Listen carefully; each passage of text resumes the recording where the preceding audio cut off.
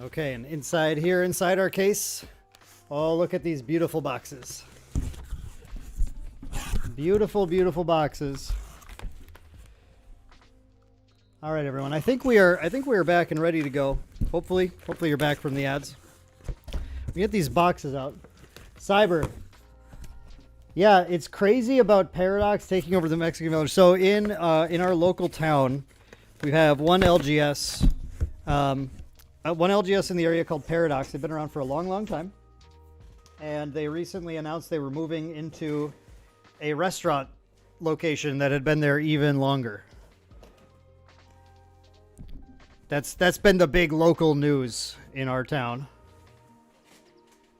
Hi, Eric. We haven't opened a single pack yet. I'm actually just trying to get these boxes out.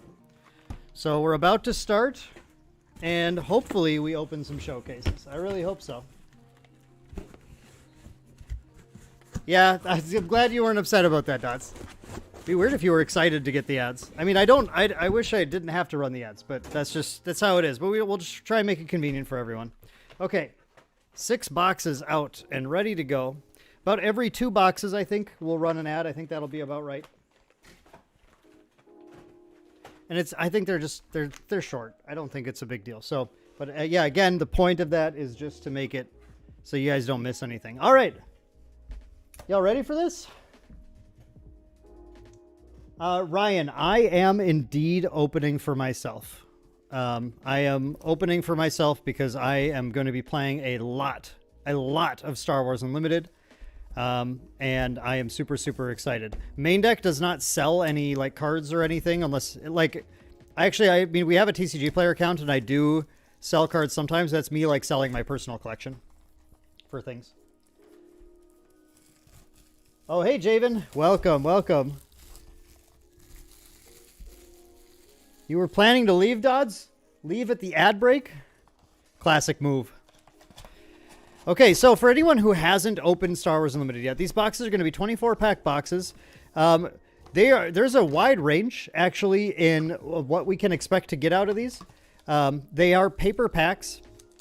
These, the boxes, kind of the main value we're looking for that'll be consistent is number of legendaries. Legendaries are like, they're actually fairly randomized in the way they kind of collated everything. So it is possible to get a 1 legendary box, and I've seen like 7 legendary boxes, but the average is around 3 to 4. Around 3 to 4 legendaries per box seems to be about average. We're going to be getting Hyperspace, which are going to be full art cards in a lot of packs.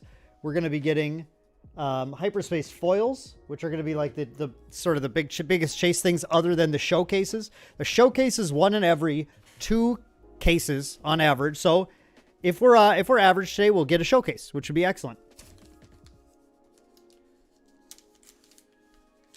Scuba Steve, for every showcase you get, we slam a bush light with the pickle. Oh, no.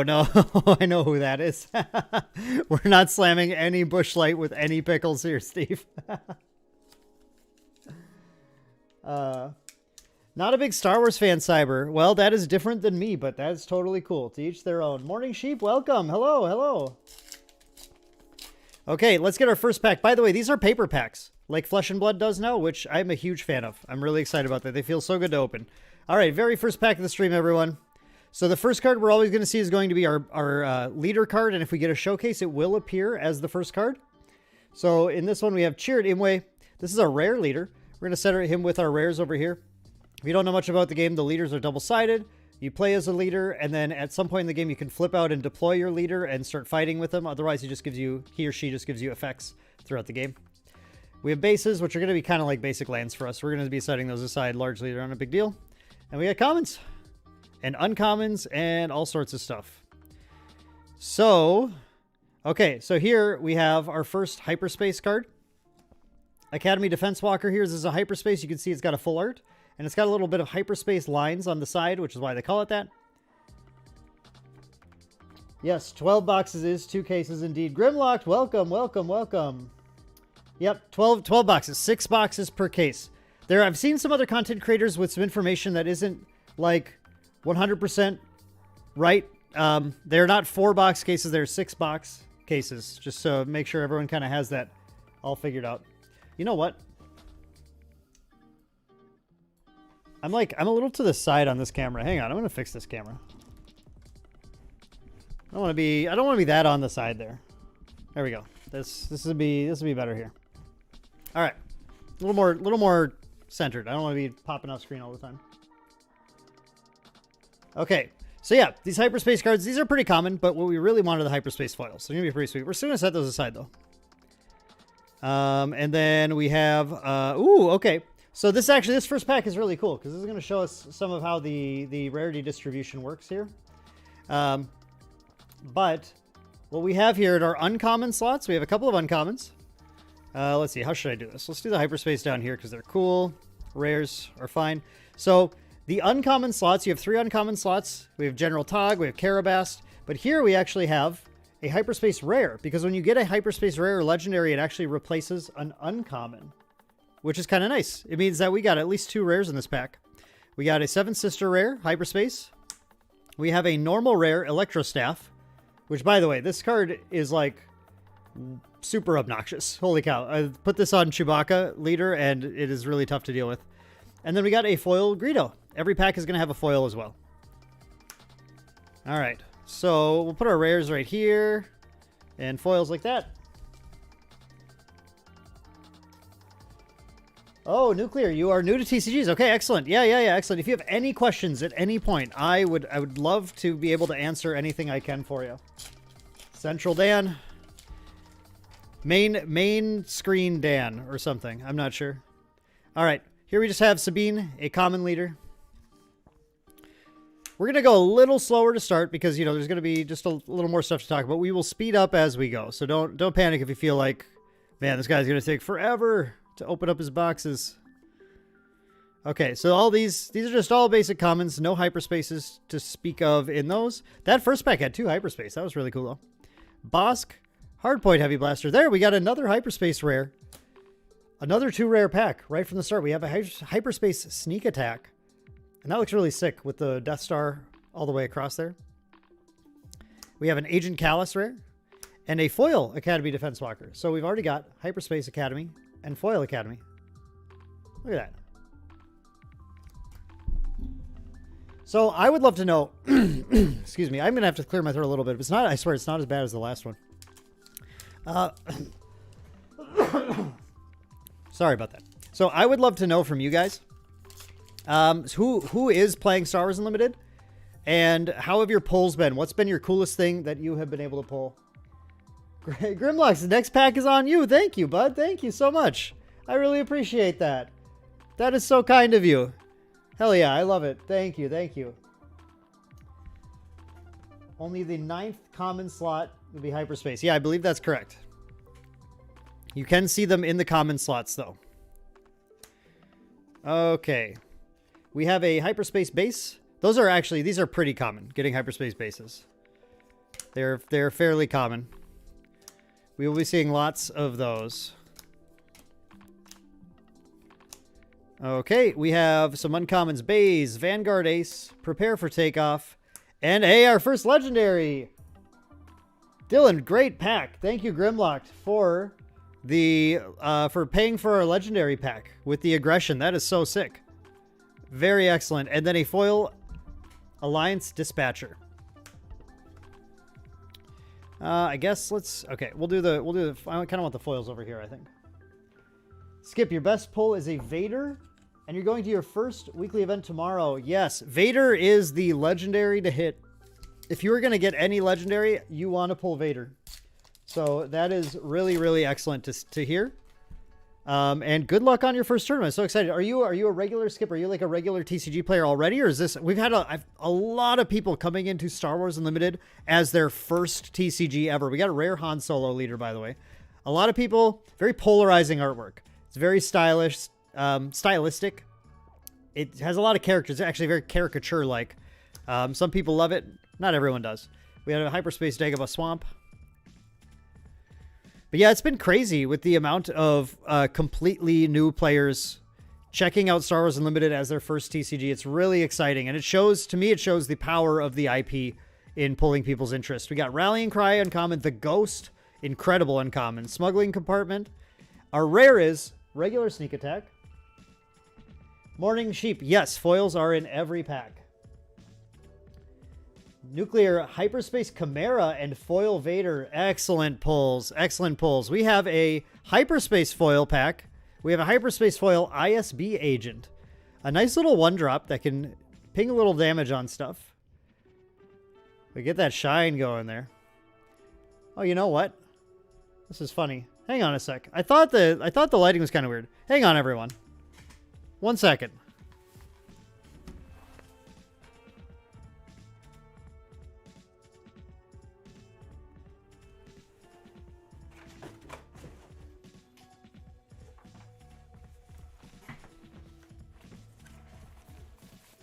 I don't know what's wrong with me. I didn't turn on all my studio lights. All right. That should be better now. I had to lower the ISO on the camera to make that work, but okay. We actually have a little more lighting now. And that wasn't too bad though. The foils were still kind of popping off of there, but this is going to be a lot nicer. So that was funny.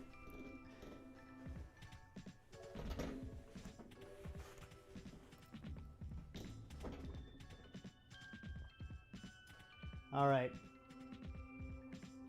They basically made Star Wars Lorcana with the artwork, but around here it's fallen flat. Well, that's interesting to hear. I mean, I guess I can see what you're saying with the artwork. But yeah, I don't know. It definitely didn't fall flat here in our area. We have had a lot of excitement. We've had packed pre-releases. It's been going great.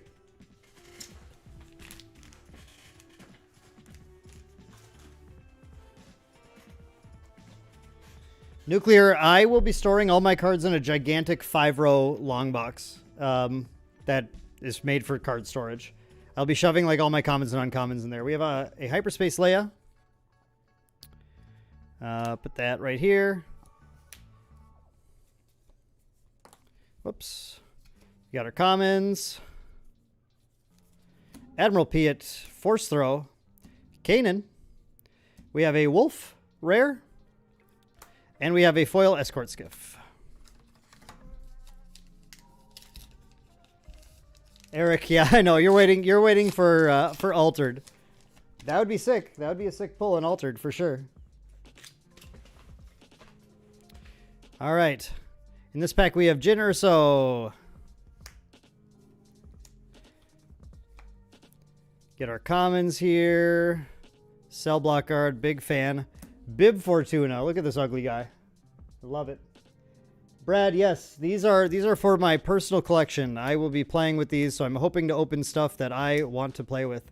We have a rare base security complex, and we have a foil Force Throw.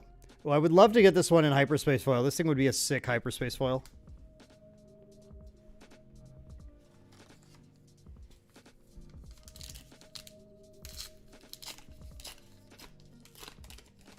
Well, I appreciate you joining us, Morning Sheep. Yeah, I understand. There's so many good TCGs to play right now that it is very difficult to be able to have time and funding for all of them. There just are a ton. There we go. We have a Hyperspace Gamorrean Guards here. We have Uncommons, Force Surrender, Lieutenant Shieldson, Pirated Starfighter. We have a rare Redemption, and we have a foil rare Rook.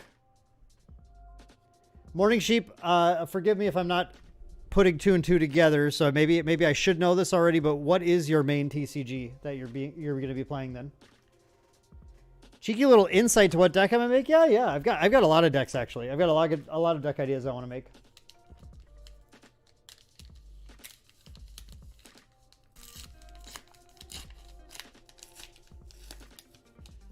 TCG Baroner saying you're not a fan of the Hyperspace effect on the sides? Because I can see that. I can see just like, sometimes I just think I wouldn't mind if it was just plain full art instead of having that effect. I can totally see that. I kind of like, it's a nice little bit of theme though. I don't mind it or anything. But for some of the cards, I feel like it kind of like frames the card a little bit when I don't really want that. I just want the whole thing to be a nice card. So, I can kind of see that. Oh, GA. Yeah. Well, you know what? I'm not going to complain about people playing GA. GA is one of the best games on the market. Absolutely. Count Dooku. And we got a foil Syndicate Lackeys.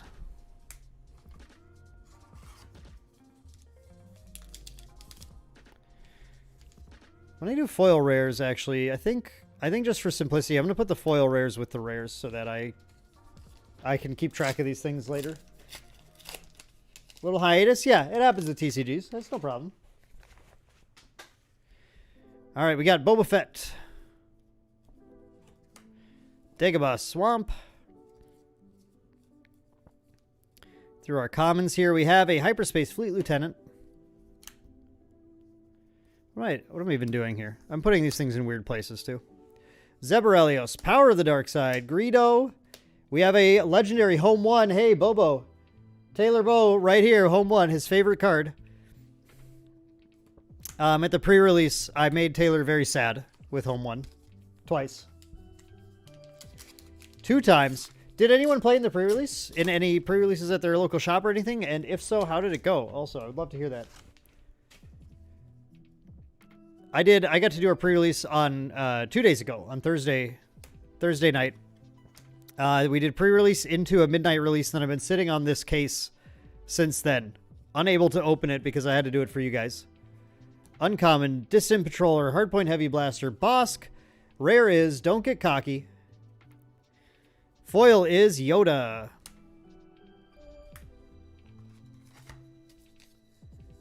How much do you have to tip to rip up the Home 1? Can we just not instead? I'd prefer to just not do that. I mean, I don't know. I guess there's a number. I don't know what it is, though. How about you try if you want to? If I feel like you've tipped enough, I'll rip it up. Sure. That sounds fun for me. All right. Waylay. Azatuk. We got an uncommon Rebel Assault. We have a 5th brother. We have a Takedown. We have a 7th sister. 5th brother and 7th sister in the same pack. We got a sibling pack. And we got a foil rare Traitorous. I would do it for a million Wednesday. I can say that. Definitely.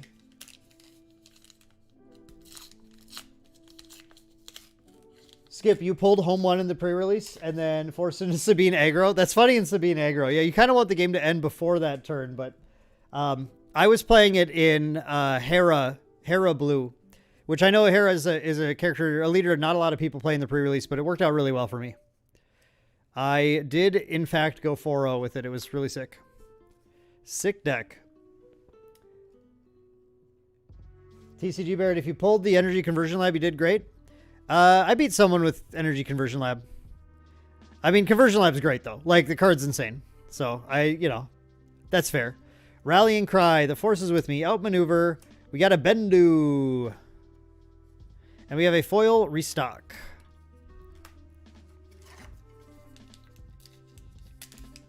It got resourced a lot. Yeah, I believe that. I believe it did. Eat it on stream. Okay, for sure. For $1 million, I'll eat it on stream, Taylor. Okay, Nuclear, you found out about the game 2 hours after you LGS had the pre-release?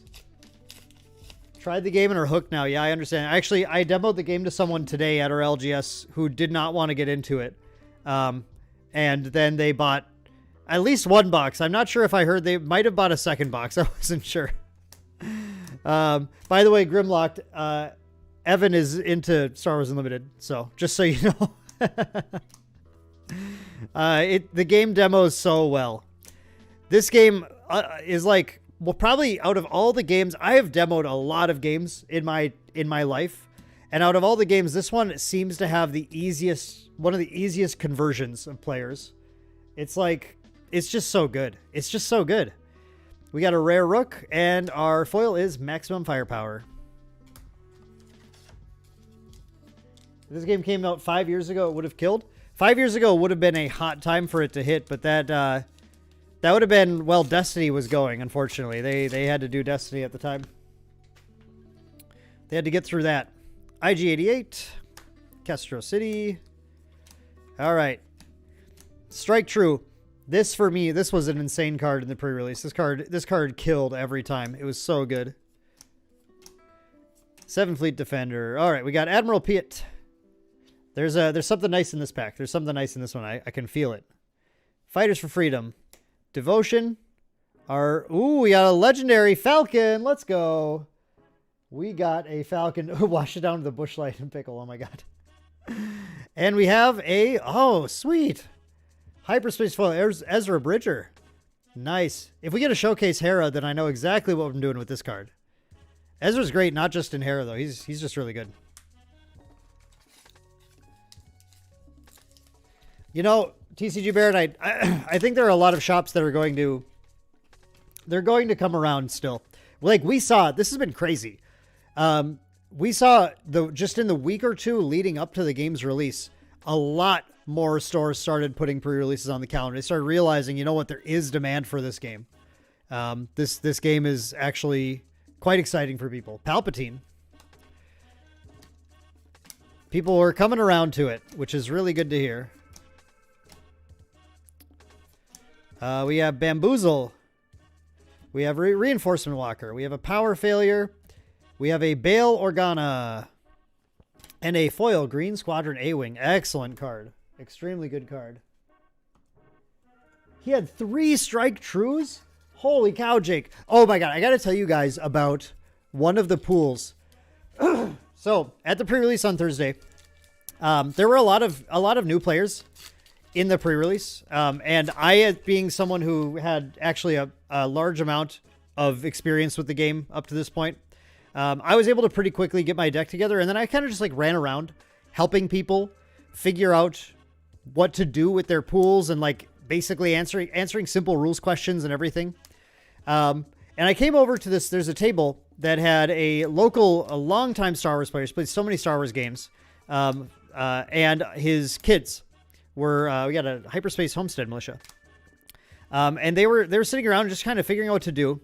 And he had a bunch of questions for me, so I was, just answering everything. We had a foil Admiral Ozzel and a Bodhi Rook, little Rogue One man. So I was just helping them out a little bit, and then one of them shows me, we're talking about aspects, and he shows me Cunning, the card Cunning, and he's like, so I need to, I need to pay 2 more to play this if I only had the one yellow, yellow base or whatever. I'm like, yeah, exactly. And he's like, oh, okay, because I got 2 of them. And I was like, you got 2 Cunnings in your pre-release pool? That's like, that's really good. Like those are really good cards. And he said, oh yeah, okay. And is this good? And he showed me a Vigilance. So he had 2 Cunning, the legendary card Cunning, and then the legendary Vigilance in his pool. And I was like, yeah, like I would think about playing yellow-blue, especially because Vigilance in pre-release is like you can just mill someone out really easily because the games can go really late. And then I was like, what else do you have? And I looked through, and dude had a Luke Skywalker legendary also. His pool was 2 Cunning, Vigilance, and Luke Skywalker. He only opened like 2 regular rares. The rest were like legendaries. One of the Cunnings was foil too, actually. So that was the craziest pool I have seen. That was just insane. IG-88. I guess IG-88 should go here. We got a Hyperspace Chopper base. We have 3 Strike Trues, man. If I saw 3 Strike Trues, that would be like very easy playing command in that pool. That would be insane. Dodonna, we got a Galactic Ambition, the name of our podcast. Excellent. And we got a foil Mission Briefing.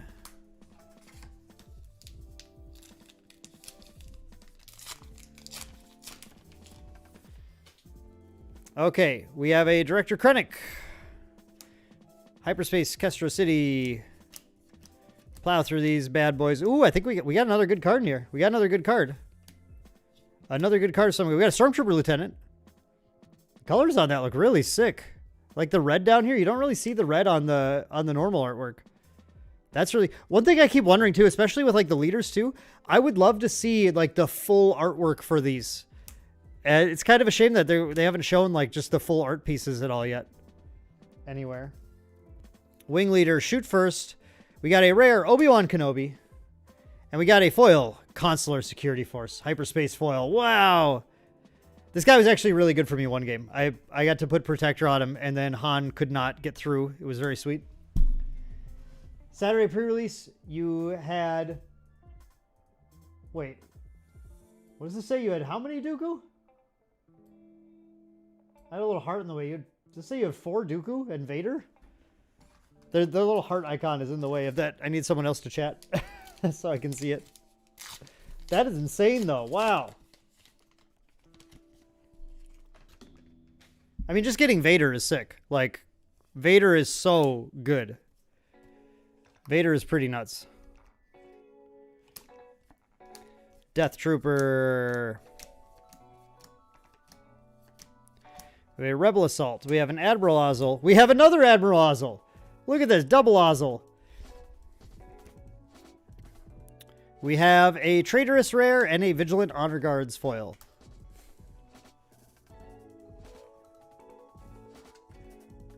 Oh, foil Dooku. I see it now. Okay, that's like 4 Dooku. Holy cow. Foil Dooku. That's still sick, though. I mean, that's really good. We had Boba Fett. Echo Base. All right. We could use another legendary here. I feel. Did I? No, I got 3. Three's fine. I wouldn't mind another one, though. I'm going to say I would like another one. That would be cool. I would love to see one. There it is. There it is. There's a 4th legendary. Super Laser Blast. Let's go. Nice. And foil Crafty Smuggler.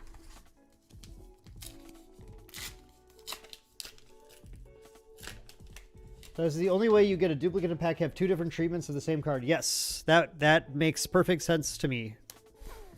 That checks out. Okay. Here we have a Cartel Spacer, Mon Mothma. This card is sweet, by the way. This was a pretty late reveal, but I was really excited about her. She's awesome. We have a Regional Governor Rare and a foil ISB Agent. Just a few packs left in box number 1.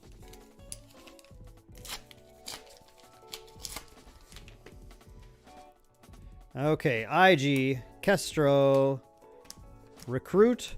One thing I thought was interesting about the pre-release, and just limited in general with the 30-card decks, is that Recruit just digs so many cards. Like, I think Recruit is a card you could value a little more highly, given that you're drawing 2 cards a turn, so it's not really costing you... I mean, it doesn't cost you anything because it replaces itself, obviously. But the 1 resource, I think it's pretty easy to get yourself into situations where you have that 1 resource available, and it finds your bombs. It's pretty sick, I feel like, in Limited. We have a Red 3, and we have a foil Starwing Scout. Anyone out there, by the way, so... Are you guys planning on playing Limited? I mean, they push so hard to make a good Limited format for this game. So who is like interested in chat? Who's interested in actually doing drafts? I assume draft's going to be the major one, but sealed as well, I suppose. Are you getting the starter deck package? Yes, the starter deck package is worth it. I have one. I have one already, and I 100% recommend it. The way they did starter deck package is excellent. You get the full play sets of all of the starter deck exclusive cards, and they're cards that you might want for deck building. The decks are also just really good for just teaching people the game and getting them into it. We got a Hyperspace Reinforcement Walker, Akbar, and a Disabling Fang Fighter. Last pack in this box. Yeah, I highly, highly recommend the starter set. It's very good. Plus, it has just a bunch of other rares that are good in it that you'll want to use in deck building. You may top end a deck with Palpatine or Han. It's got some other ones. Off the top of my head, I'm blanking on some of the other rares in there. But we got a Yoda. Oh, our last pack in this box has a little bit of spice to it. A little bit of spice. Okay, play Constructed, but playing a lot of draft. That's really good to hear. Corbell. Ready to get some drafts done. Yeah, Limited feels really good. Love to draft this game. Okay, I'm really, really happy to hear people are excited to draft it because I think the draft experience is really wonderful. It feels really good to me. I had the chance to do one at FFG at the celebration event last month. I really enjoyed that. We had a Hyperspace Kanan. That's sick. Hyperspace Kanan. We have the Emperor's Legion rare. And, okay, it wasn't that spicy. Foil Hyperspace Escort Skiff. I mean, it's all right. Kind of cool to see all the sand dunes show up there now, too. All right, so that's box 1. Box 1 down, we got these 4 legendaries. The Falcon is a great hit. Aggression's a good hit. Yeah, I mean, these are all good. These are all good cards, for sure. Hyperspace foils, we got these 4. We got 3 common foils and an uncommon Hyperspace foil. Ezra, obviously the best hit in the Hyperspace foil slot. And we got a number of rare foils and a couple Hyperspace foils as well. Or Hyperspace rares as well. So, solid. All right. Box number 1, done.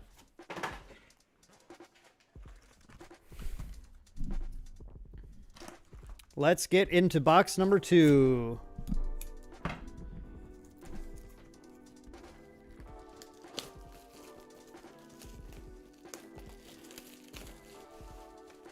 Shows how well the design set from limited perspective. Yes, the set.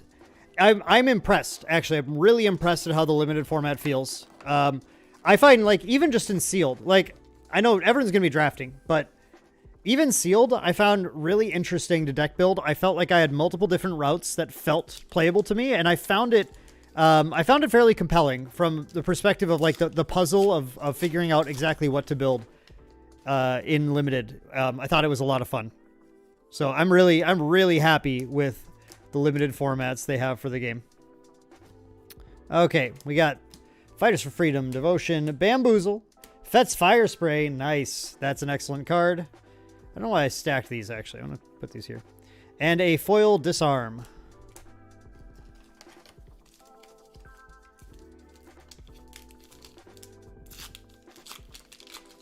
Okay.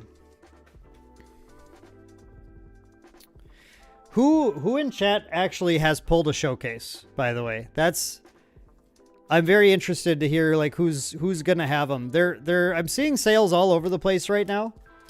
And I just think it's gonna be interesting to see who has them, who goes out of their way to buy them. Hyperspace Restored Arc. I want Hyperspace Foil Restored Arcs really bad. I love that card. It's right up my alley. Ooh!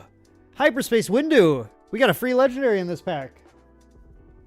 Nice! This Hyperspace is so cool, getting to see more like the battle droids. Excellent. Very cool. I guess we'll put that in our legendary pile.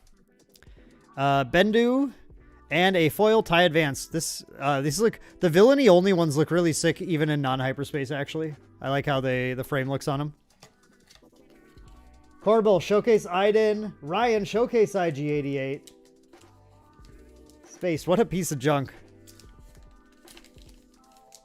Sitting across from someone who got a Showcase Cassian. Pretty hot. Yeah, at the celebration, Jake, I was at the table with Sugi from TCG Cast, so I understand the tinge of jealousy. His very first pack, he opens the Hyperspace, or the Showcase Krennic. Got Iden, one of my favorites. One of my favorite characters for sure. In the game, I actually still haven't played Battlefront. That part of Battlefront. I played just a bunch of random multiplayer Battlefront, never did the single player stuff. Ooh, we got something in here. We got something in this pack. You can always tell. We got a Takedown. That's a great card. We got a Chewie. We got Overwhelming Barrage. That's a great card. Really sick with Iden, too.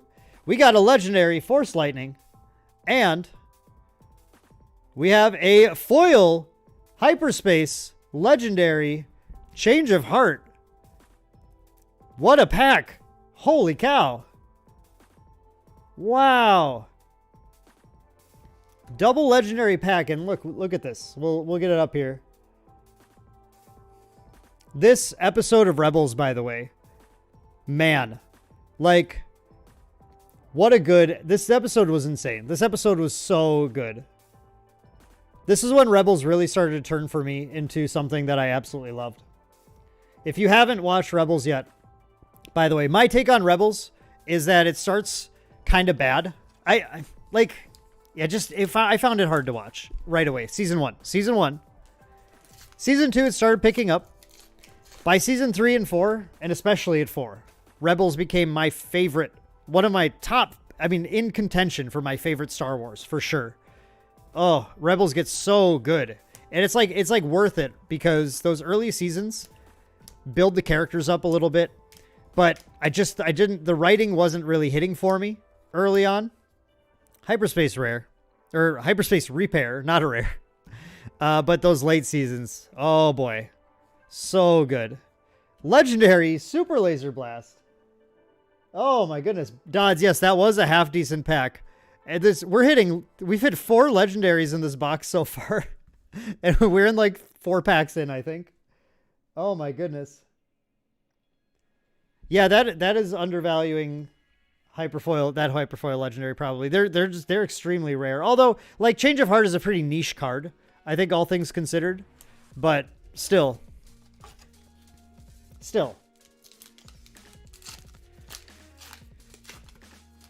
We're at 4 legendaries in this box, only 4 packs in. So this box is really hot so far, including a Hyperfoil legendary. So Hyperfoil legendaries are about 1 every 200 packs. So that's probably the only one we're going to open in the stream. That's probably it. But very cool. Sabine, Protector, Ezra, Tarkentown, and a foil System Patrolcraft. I am a System Patrolcraft believer, by the way. You guys play this card in your controlling vigilance decks. I know it's dumb. I know it's a dumb ship. I know it's unassuming. I know it's like just whatever stats. It holds down the fort. A-Wings blow up into it. It does what you need it to do. And that's okay. Change it. Okay, you're right. I have some sleeves here. Slide. I have some sleeves. I will get a sleeve on this bad boy. I will sleeve it up. I'll sleeve it up for you. I put it in a I put it in a Gamegenic matte sleeve, so it's a little more muted, but it still looks nice. Okay. We got Jin. We got Chopper. Wow. That pack was crazy. I'm going to be on a high for that pack for a while. Hyperfoil Legendary and Legendary in the same pack. I love it. Red 3 and a foil Seasoned Shore Trooper.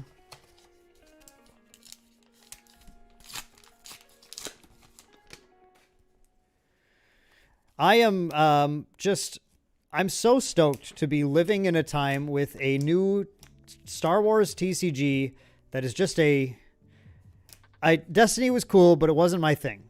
This game being just a straight TCG, all the TCG conventions I love, foils exist, Akbar, foil 7th Fleet Defender. I'm really, really stoked about this. I cannot wait. Who's excited, by the way? Who's excited for set 2? They announced a Gamma now. In case you missed it last week, they announced. We already knew about Mando and Moff Gideon, so we knew we were getting Mandalorian era content. But they announced that the Bad Batch was going to be in this, which I was really hoping for that, because it felt like that would make sense. In the name of the set is Shadows of the Galaxy. It felt like it made sense to me. Asteroid Sanctuary, Hyper. Spicy pack. And then they showed off Rey and Kylo, what looked like leader artwork to me. I am pumped. I'm so pumped for that. I am a big fan of everything that is going to be in that set. We have Baze Malbus Hyper. We have Search Your Feelings. And we have the ultimate. The ultimate Hyperfoil. The hero of the rebellion. 2-1B Surgical Droid. Wow. What an absolute champ. What a goat. Look at that man.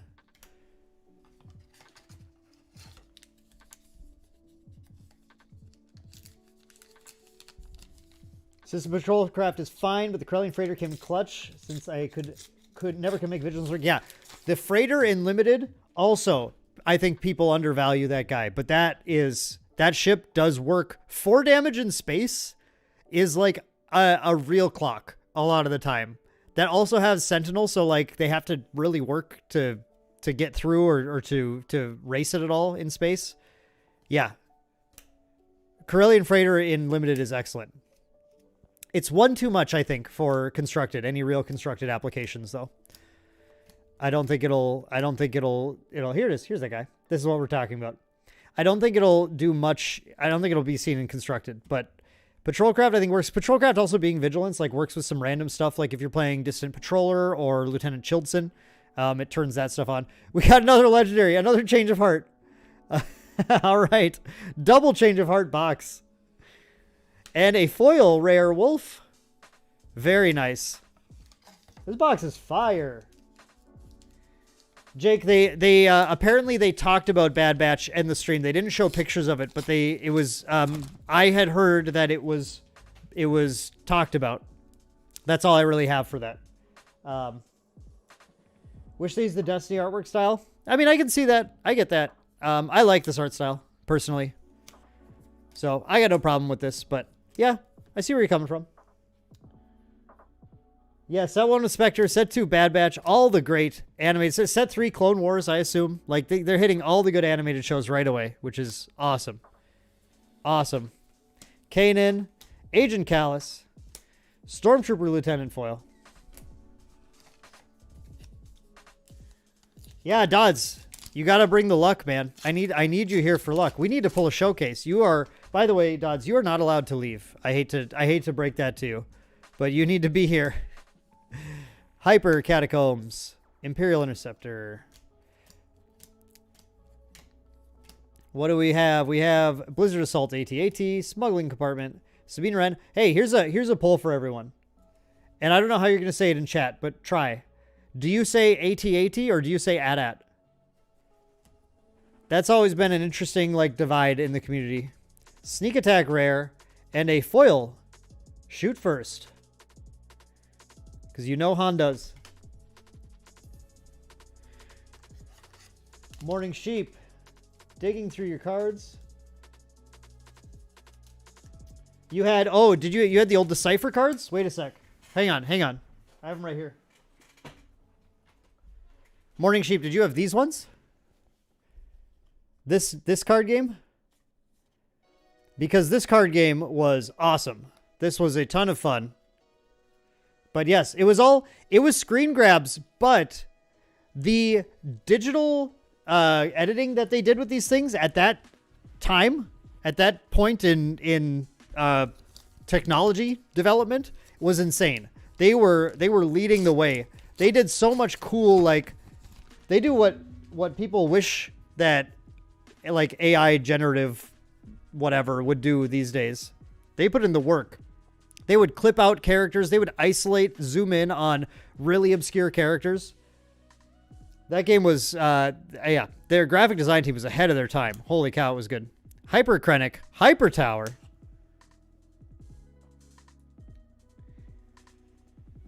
Dodds would say AT-AT. If you grew up with the original trilogy, you say AT-AT as words. I don't know if that's, I don't know why that is what you, I don't get that. Because they don't say it in the movie at all. They don't say it in the original trilogy at all. You had to have picked that up from somewhere else. I don't think maybe I'm wrong, but I don't think one time they say AT-AT or even AT-AT anywhere. They're just called walkers. I think if they say anything, they say walkers. Matt Disher, yeah, this box has been pretty crazy actually. This box has been sick. Energy Conversion Lab and Foil Resupply. This box, we're about halfway through the box, and we have pulled 5 legendaries so far, including a Hyperspace Foil Change of Heart. So this box has been total fire.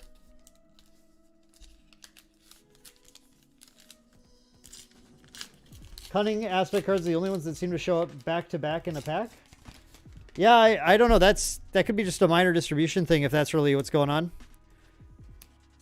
I guess I haven't really noticed that. Could be just based on how the sheets are printed, if so. Jabba the Hutt. And a foil Force Choke. Ooh, nice foil. Another one I would love to get a Hyperspace foil of. I think this looks so sick. The chase cards are showcases, which show up 1 every 12 boxes. They're alternate foil alternate art leader cards with a special foiling and special framing and all sorts of cool stuff. And then Hyperspace foil legendaries are not quite as rare as those, but they're the next step down. So that Hyperfoil Change of Heart is really sick. We have a Smoke and Cinders and a foil Rugged Survivors. This guy has been consistently disappointed me. Actually, every time I play this guy, I haven't really liked him that much.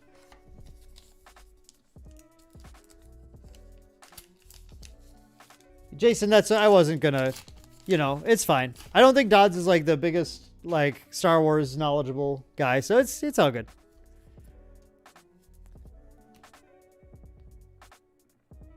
I think my thought process for AT came from how. Yeah, exactly. See, no one pronounces ATST as atst. It's like, that's not a thing you do. But then people say at, which is like, I just thought it was kind of weird. I was always an AT guy. I would say AT and ATST, ATRT, ATPT. Was there an ATQ? No, I don't think there's an AT. That wouldn't make any sense. I think ATPT was the thing, though. Cell block guard foil and a bombing run.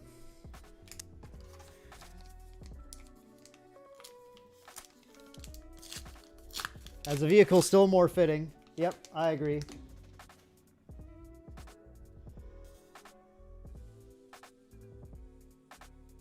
Grew up with it because they didn't differentiate. I mean, I grew up with it, and I call it AT-AT. I mean, I grew up with the original trilogy, like, hardcore. I couldn't go to them in theaters. I'm not that age, but we had the VHSs. We had the ones that started with "One Last Time." We had that old VHS set. It had a Stormtrooper helmet, Vader helmet, and Yoda on the sides. And I watched those so much. I watched those all the time. And then I had a birthday party. My ninth birthday party was going to episode 1 in theaters. So, I mean, like, my childhood was all original trilogy. And then into adolescence, it was all prequel trilogy. Yeah. And then I got to, in my adulthood, enjoy sequel trilogy with my wife, which was just magical. Absolutely love it. Didn't experience the toys and kids at the time. Sure. Okay, so I guess what you're saying is, and I just want to make sure I'm following. Because I think that makes sense. If you were playing with the toys and everything at the time, which, I mean, I was. I had all the Kenner, but not the 80s stuff, but I had all the Kenner toys, which I totally grew up with. But maybe they had like ads back then where they called it AT-AT, and that's maybe where that come from, because that would make sense. If there was ads back then for like the older toy line where they called them AT-ATs, then I'm totally on board. I get it. I get why they call it that then. General Krell and a foil Dodonna. Yeah, that sounds about right, Sheep. 95, I think. Eric, you grew up with and had the AT-AT for Christmas. ATST didn't exist yet. Well, they were in the same movie, but not a toy. Maybe is what you mean.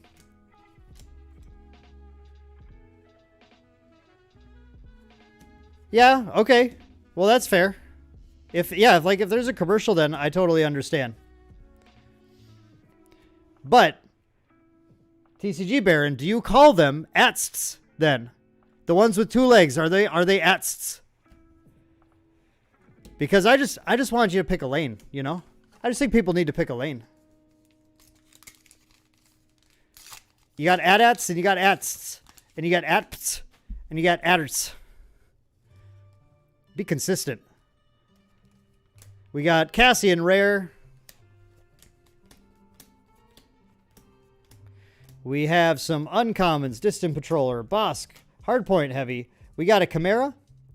And we have a Foil Infiltrator skill.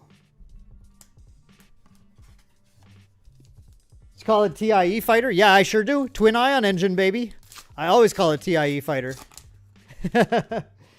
No, you're right. Fair enough. I'll be consistent too. I'm only going to call it TIE Fighter from now on.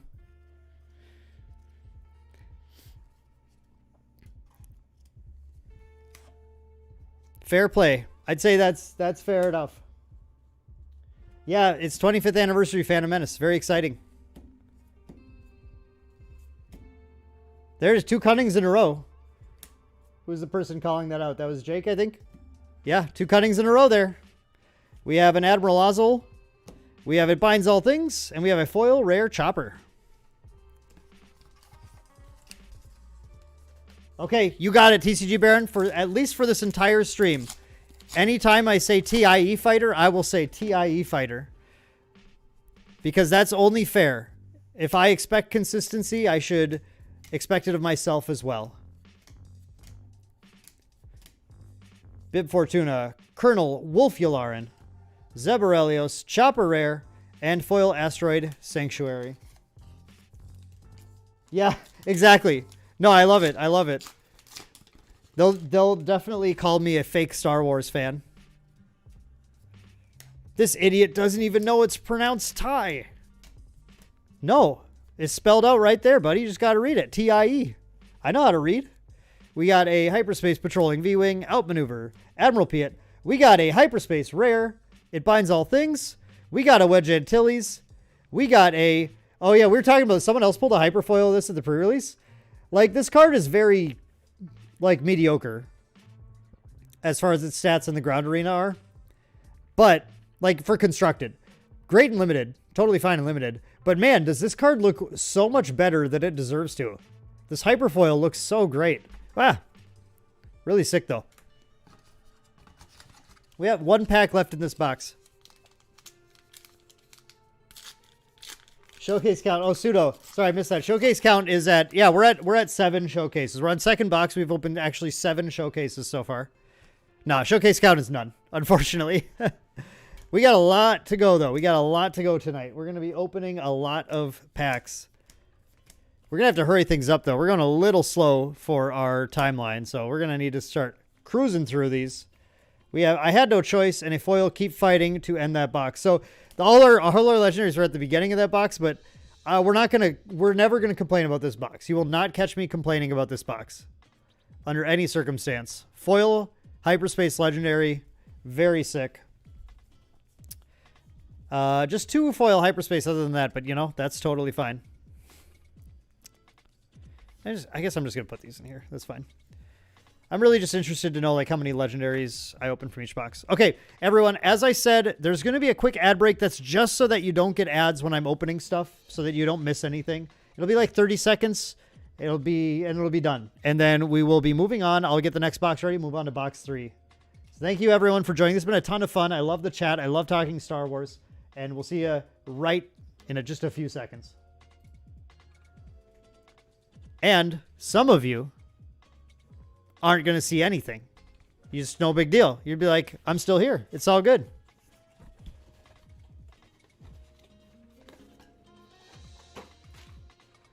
Eric says, the 1980 toys were sold as AT-AT and Scout Walker, not ATST. Okay, look at this. It's so funny how much the toys shaped everything about Star Wars. I mean, so many things. Like Colonel Wolfularin didn't exist until Decipher, basically. The ISB was created for the RPG, the West End RPG.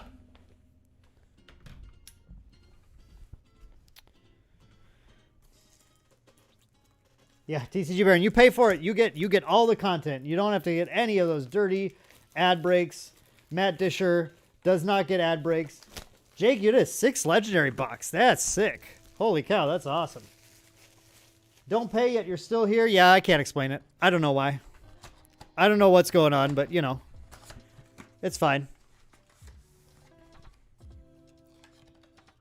Freebie all the way. Let's go. Pseudo, have people mentioned it's weird to get a foil, rare, legendary, then to also get the non-foil almost guaranteed? See a lot of boxes when it seems like a pattern. Yeah, I don't know. You know what? I hope that we can find out. I would love to find out if that's a pattern, because that means I'm getting a lot of cool foil legendaries. That sure could be the case, though. Randall said, I'm loving how sick a bunch of the random commons look in Hyperspace. Yeah, I know. They look so good. All right, this is pack number 1 of box 3. Jin. Gonna have to put some of these commons away here at some point. This can't let this keep sagging. Okay, we got a little faster. We're going a little faster. We got Hyperspace Spec Force Soldier. We're gonna stop reading out the names of all the uncommons.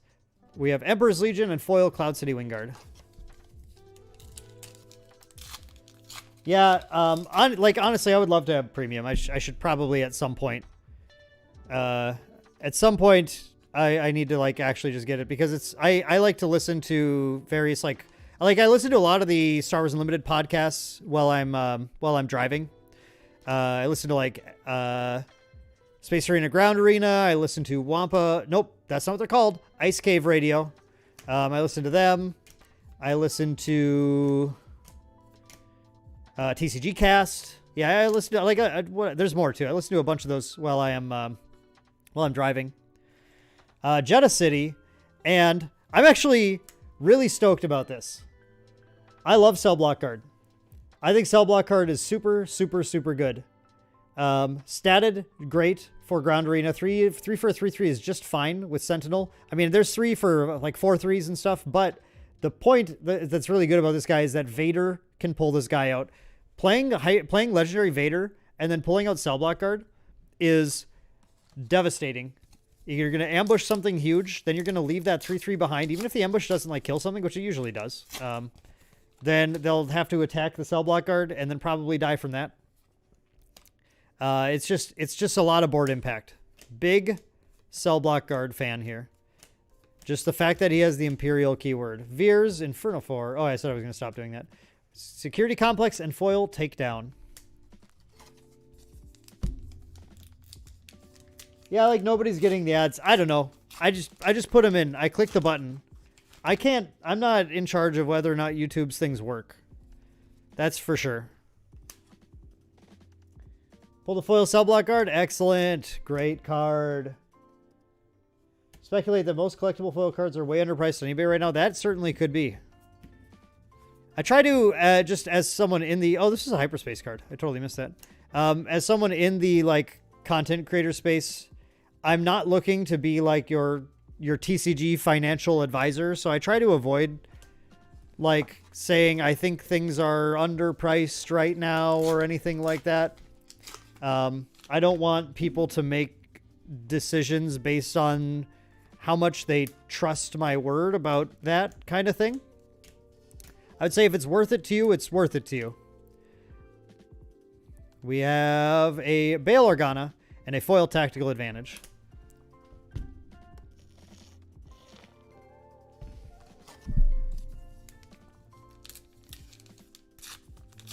Yeah, maybe the ads will be for the video. That's true. I'm not totally sure. YouTube's a mystery, man. In a lot of ways. YouTube is pretty mysterious sometimes. We have a Snowtrooper Lieutenant, Vanguard Ace. Cool. We got, yo, there's a legendary hit. Attaboy. That's what we want to see. We want to see more of these tonight. More of these bad boys. Darth Vader. What a box, by the way. Look, the dynamic duo. Name a more iconic duo than Darth Vader and Cell Block Guard. I will wait. I will wait for you to name one.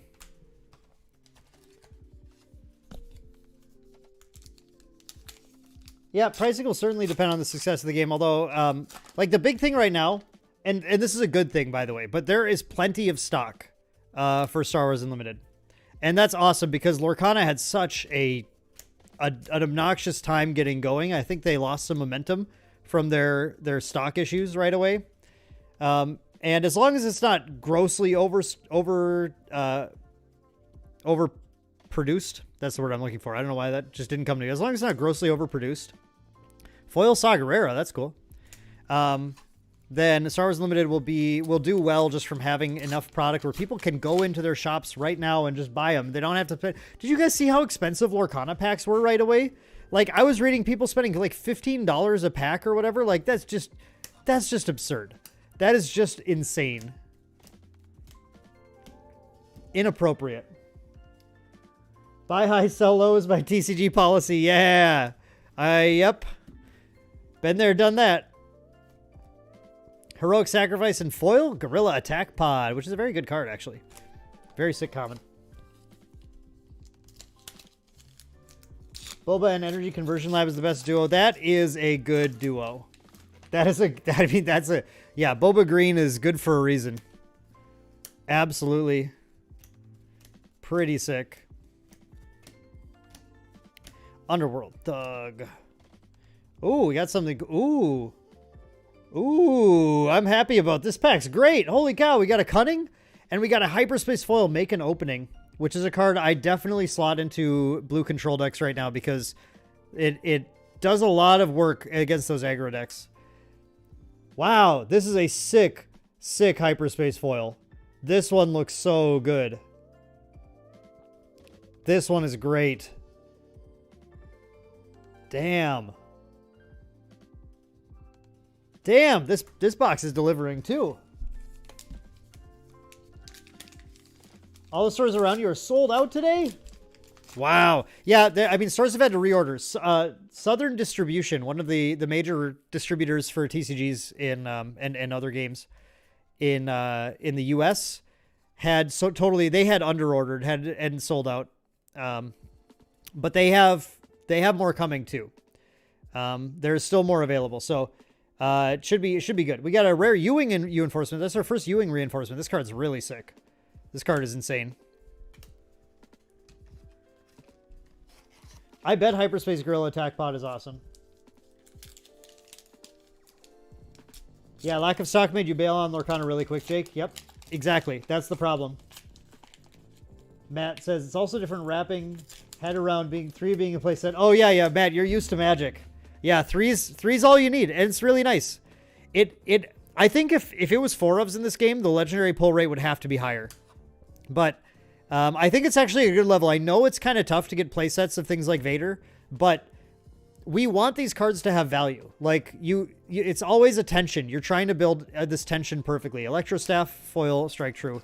But you need to make it so that the boxes people buy off the shelf have value. Otherwise, the retailers don't get to sell the boxes. And then when the retailers don't sell the boxes, that's when things are bad.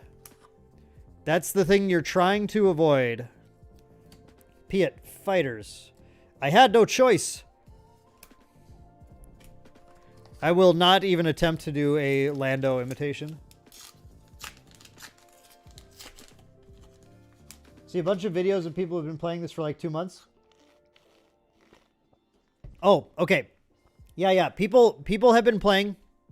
You're gonna stop seeing people playing on content creators playing online, because FFG had requested that content creators do not use the free systems to publish videos with anymore. Like people are playing on Force Table, which is the one against AI.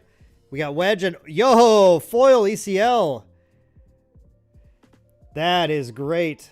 Yeah, let's go. It's not Hyperspace, but we are gonna take this any day of the week. Excellent foil. That one gets a sleeve too, actually. That gets a sleeve. Force Table is how you can play against AI for free, which is great. I mean, AI is really bad, so take that. Take a grain of salt with it. Your performance against AI will probably be better than it is against real people typically, or they play on Tabletop Simulator. But you're gonna stop seeing content creators doing it on Tabletop Simulator and Force Table, because FFG would prefer if people did actual cards, to the point where if you are we got a foil or a Hyperspace Cartel Spacer, Han Solo, and a foil Veers. The content creators who continue to publish on content with like Force Table and Tabletop Simulator are going to not get to be in FFG's like content creator program, which is fair. It's totally fair, because they want to encourage people. Obviously, again, like the boxes need to sell. The whole thing's a business, right? So that's got to happen. Got a legendary Mace Windu, and we got a foil Hyperspace Academy training. How big of a tip would I need to try a Lando imitation? I don't even know. I don't even know where to start, honestly. He's got so much charisma. I can't even match the guy. Such a dinosaur move? I don't know. I don't think it's that bad. I think it's fine. From their perspective, the issue is that not every TCG gets to be fully in control of their TCG, which I know is a really dumb thing to say, but they are working with the Star Wars license, and that comes with some caveats. In that Lucasfilm / Disney, whoever they're actually working with the licensor on, is going to have a say in kind of what kind of things they can push and encourage. And often those go deeper than you realize. Having worked with licensors in the past when we were developing Metacross, They sometimes are very, very, very, very, very particular about things that they really shouldn't be particular about, but they are. Fet's Fire Spray, Hyperspace, Galactic Ambition Rare, and Foil Hyperspace Ruthless Raider. Pretty sick pack, actually. Yeah, Matt, I mean, there's, you know what? I'll say this. There is already a like a quote-unquote meta, but it's the same meta that would have existed without those content creators, because really right now everyone's just playing the like kind of the obvious aggro deck and trying to beat the obvious aggro deck, and that's what happens in every card game immediately anyway. Doesn't matter how long people have had access to cards. They would have just put Sabines and green cards into Sabine and then called it a day. You're my only hope in foil super laser.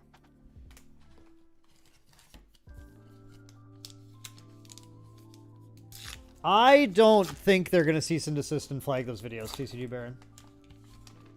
Yeah, Brad, I mean, I really think that it comes down to the licensor thing, but I don't think they're going to cease and desist anything.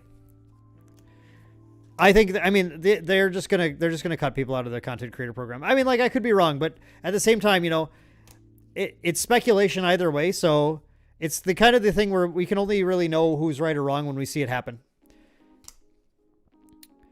Foil 97th Legion and a strafing gunship. This is the only card that can attack from the space lane into the space arena into the ground arena, which is it's a neat card.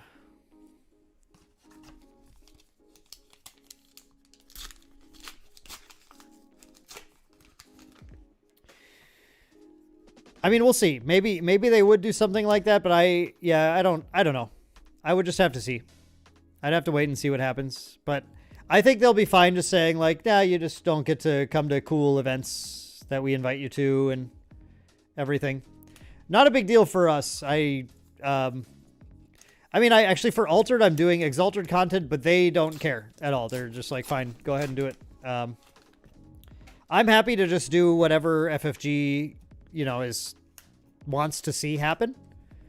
Because I want the game to succeed, and I want to, you know, if they think they have good ideas about that, I'm happy to, you know, give their ideas a shot. Smoke and Citrus and Resilient.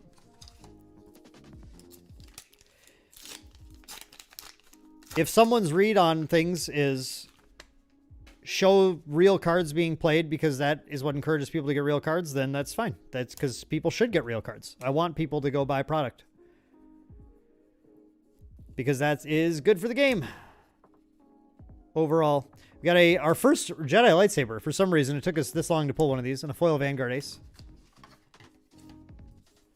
Yeah, the pile of commons is getting pretty out of control. After this box, I'm going to go ahead and toss it into the long box there. We got a Hera. Commons are out of control for sure. Cartel Spacer, Mon Mothma. Devastator, Legendary. Nice.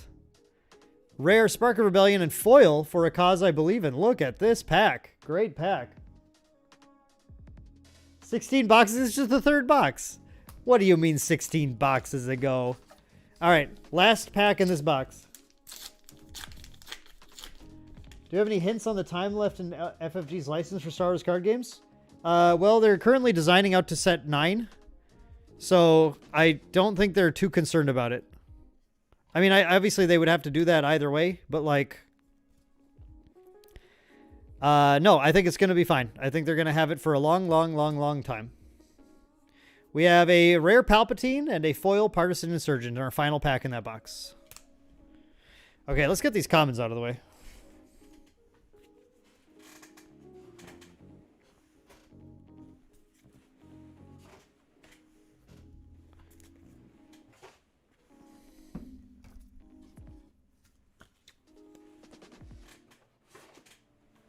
Get this box out of the way. What did I call the old Star Wars game?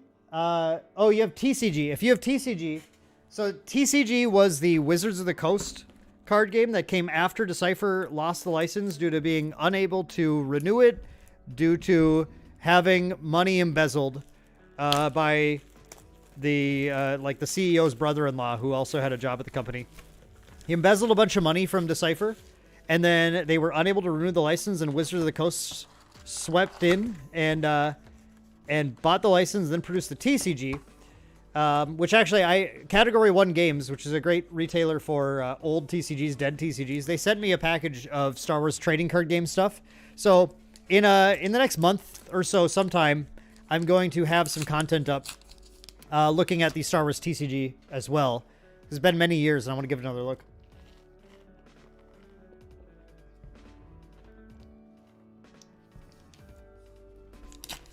Remember how they did Imperial Assault Dirty 2? I mean, I just assumed that the sales weren't very good. Not good enough to keep going. I don't know. I haven't looked into that story. We got a Jabba the Hutt and a foil Consular Security Force. Our first pack in box number 4.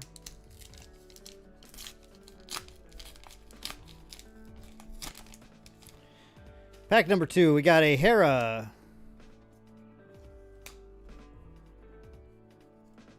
We have a Hyperspace Occupier Siege Tank. We have a Fetz Fire Spray and a... Whoops. I got all confused there because the piles are all weird now. Fetz Fire Spray and a foil Don't Get Cocky. So another 2 rare pack. Reset the legendary stack. True, yeah, I didn't look at it. We got just 4 legendaries in that box, but 1 was a Vader and 1 was a Cunning. So that, you know, again, we take those. We take those. That was the last box. Thank you, Jake. Appreciate it. Yeah, Morning Sheep. So, like, people hated the Star Wars TCG when it came out. I mean, some people were accepting and open-minded, and that's cool. But a bunch of people were upset because people really... Oh, yeah, this foil would look sick. You're totally right. People really like the Decipher CCG. And the TCG wasn't the same game. And that, you know, made a lot of people very angry and was widely regarded as a bad idea or whatever. Whatever the Hitchhiker's Guide quote is. We got a Legendary Devastator and a... Wow. Is Rickik here? Is Andy in chat by any chance? Because I feel like he would want this so badly. This is sick. This is actually like... This is another card that looks way better than it has any right to. I love this artwork. I love the sky and the Sandcrawler and everything. This is so sick. Some of these damn Hyperspace foil commons, man. They're just like, they look way too good. So yeah, I think a lot of people didn't give the TCG a fair shot. That said, it had dice rolling mechanics, and for some people, that's a hard pass in the TCG world. A slight issue with Destiny too, actually, if we're going to be honest, because people will just pass on card games that already have a random element that then have dice rolling on top of it. This is another one of those really sick looking Hyperspaces. I would love the Hyperspace foil of this bad boy. Ember's Royal Guard and a foil Outer Rim Headhunter. You traded one to Andy, Michael. Nice. I am so glad that Michael, or that Andy got that from you. Thank you. Didn't Decipher do Young Jedi before? Yes. Decipher did not just Young Jedi. Before Decipher lost the IP, they did Young Jedi, and then they did Jedi Knights, which was the TCG where they were really trying to use modern CGI, but well before modern CGI was really good enough to use. And those cards look really bad. They're really rough. If you ever see a Star Wars card with artwork that looks like it was CGI art in the 90s, I guess, is all I can really say. Like, that's Jedi Knights. I could never get over the artwork to try it, but I did like, that was a Hyperspace Grand Inquisitor, by the way. That's cool. I did like Young Jedi, actually. Honestly. I honestly liked Young Jedi. It was a pretty cool game. It used their deck building system where every card has 6 dots, has one of 6 dots on it, and your deck wasn't just any 60 cards. You had to put 10 cards for each dot into your deck, each colored pip. Oh, I keep doing this now. This is going to screw me up so badly. These are the commons.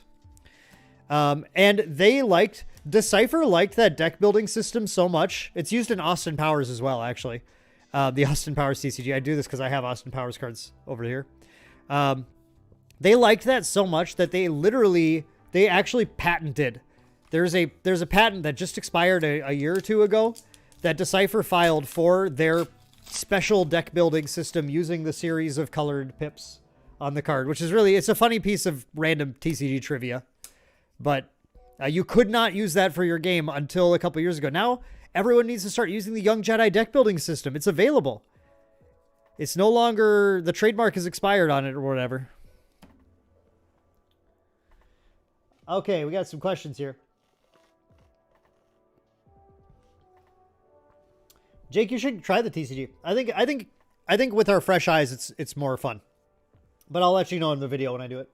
Always fresh. How does everyone feel about the longevity of the game? Apparently, it's already something like 20 more, not quite 20, but yes, they are planning for the future. Absolutely. I think the game has incredible longevity. I think this is the time to make a Star Wars TCG, right? Like I'm tuning in for Bad Batch every week right now. We have more Star Wars content right now than we've ever had before. Like official canon Star Wars content. The expanded universe, like book series, of course, always had tons and tons and old comics, Dark Horse comics and everything. There's always tons and tons of content, but we have those right now at the same time. But we also have a million shows and more movies on the way. And this is like, and then we have video games. You have video games too. A lot of Star Wars video games coming out, like Jedi Survivor and everything. Those are all like super popular. This is like the time. And as we can see, like prior to the release of the game, I totally can see being unsure about that statement. Like, well, but are people really excited about it? But then from the reception, again, like I've been saying, I've been seeing so many people commenting on my videos saying, this is my first TCG. I came in to TCGs from this game. That to me is really excellent evidence that the Star Wars license is still exciting for people and popular for people, and it's making people want to get into the TCG. And I think Unlimited is with its smooth deck building. They built in a casual format right away. It has everything you want in a Star Wars game. It's such a good game in general too. I think they're going to be hard pressed for this thing to fail. That's what I think. And I try not to get like overly excited about stuff because TCGs do fail like all the time. But I always tell people this too. In the current market, there are more TCG players than ever before. And it's not that hard for you to find that audience, build that audience, and then build it up to bigger than what all the TCGs of the early 2000s could ever dream of hitting. And as long as the TCG is being successful enough for their company, it'll keep going. There isn't like some magic, like it doesn't need to beat Magic the Gathering. It doesn't need to beat Yu-Gi-Oh! Or Pokemon. It just needs to be successful enough.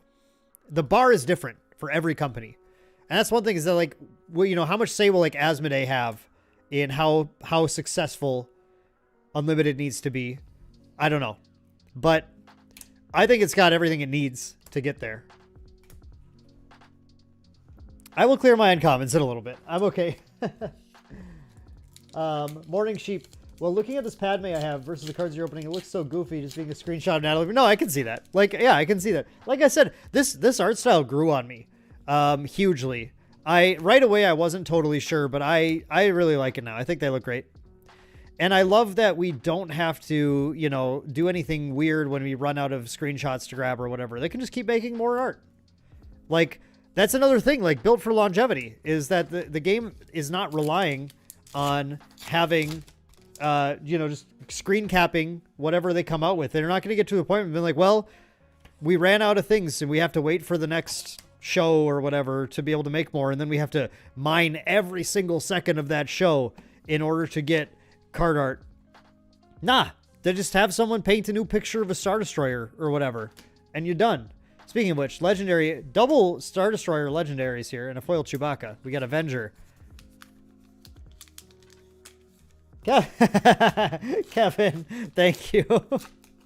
Kevin is one of the main deck competitive team, Grand Archive competitive team players, and was with me at Nationals last weekend when I forgot to take a jacket down, and I wanted a jacket, so we had to go on what might be a tradition now, the main deck traveling for competitive event Macy's trip to pick up a new jacket Maybe I'll just remember to bring one, though. That would be nice, too. We got a Don't Get Cocky and a foil Vanguard Ace. Always fresh. You're a board game main. First time TCG as well. Okay, okay. Yeah. See, it's the theme. It's the Star Wars theme. It draws you in. And that's awesome. Like, I absolutely adore Star Wars. If anyone is, I mean, there's Star Wars fans come in many stripes these days. Oh, I almost did it again. But if anyone's wondering, I am an Omni Star Wars fan. I love OT. I love prequels. I love sequels. I love shows. I am a fan of all of it. So, I'm so excited anytime there's anything Star Wars in my life. When they announced this, I was like, I'm in so much trouble. Skip, yeah. I get that, Skip. I get that. Like, there's different tastes, different artwork, and with all these different artists, you're gonna hit some where some you like some more than others, to the point where you might think some are bad or whatever too. That's totally fine. We got a Cunning, nice, and a foil Strike True. Can someone explain to me how that Chewbacca walking carpet art is acceptable? Well, art is subjective. TCG Baron, that's it. That's the answer. That's all you need. Some people like it, some people don't. You're one that doesn't. Some people like it, though. It's just how it is. It's just how it is. Here's Rare Del Mico and foil. You're my only hope.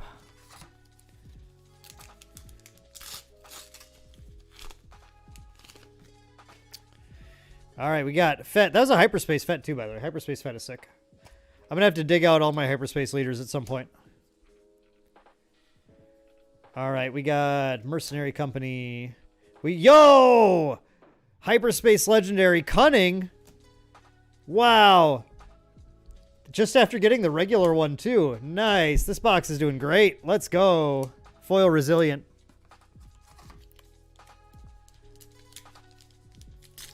Always fresh. Been losing interest in live action Star Wars lately. It seems alive and well everywhere else. Yeah, I don't know. I have not lost interest personally. I get stoked for everything. I'm super excited for the Acolyte later. That's an interesting part of the universe to explore, and I can't wait to see what they're doing there. Got a Jedi lightsaber and a foil Bamboozle. I will say though, I think that animated Star Wars is firing on all cylinders, knocking it out of the park. Home run every time. I love Bad Batch. I think Bad Batch is so good. Tales of the Jedi was awesome. I'm excited to see what comes after Bad Batch. First Frontline Shuttle rare, actually. Foil Tactical Advantage. I'm very excited to see what the next animated project is after Bad Batch. I read the book Shadows of the Sith. Shadow of the Sith. It's right over there. I read the book Shadow of the Sith recently, which is like a... it takes place in the... Oh man, is it pre or post Mandalorian? Now I got confused. But it's in that between 6 and 7 timeline.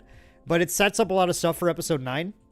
And after I read that book, I just thought I would love the animated team to take a shot at animating this, because I think that would be a really, really sick series. Bombing Run and Fifth Brother foil.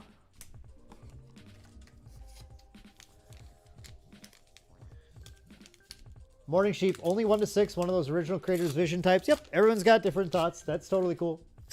Placement of the card decks being different card to card is confusing as a TCG veteran. Yes, Kevin. The card, the text is on the bottom for units and for upgrades, and it's on the top for events. I guess just to differentiate them, as if the not having the stats wasn't enough. I don't know. It's kind of an FFG thing. They like to do that kind of weird stuff sometimes. I don't notice it too much, but I'm just used to it. That's why. Double legendaries if you get the hyper. Damn, Pseudo, you were right, actually. You were right. Let's see if it keeps happening. That's wild. That's really funny. Palpatine and a foil Alliance X-Wing. Already feeling the itch to build an all Hyperspace deck. Yeah, I know. I know. The Hyperspaces look so nice. Jake answering, Kevin. Hope we get some more shows animation. High Republic era after Acolyte. I've been loving that era. So, High Republic, I'm going to be reading it soon. It's on my list. What happened was, I was actually going to go to High Republic after Shadow of the Sith was my first Star Wars book since I was a kid. like since reading the original Thrawn trilogy and stuff as a kid. It was my first foray back into the books, and I really enjoyed it because I just wanted a little more of that context for 9. I felt like I needed that, and I think it does a good job of providing that. We got a rare Emperor's Legion and a foil Hyperspace Wilderness Fighter. Let's go. He is in the wilderness. He is fighting.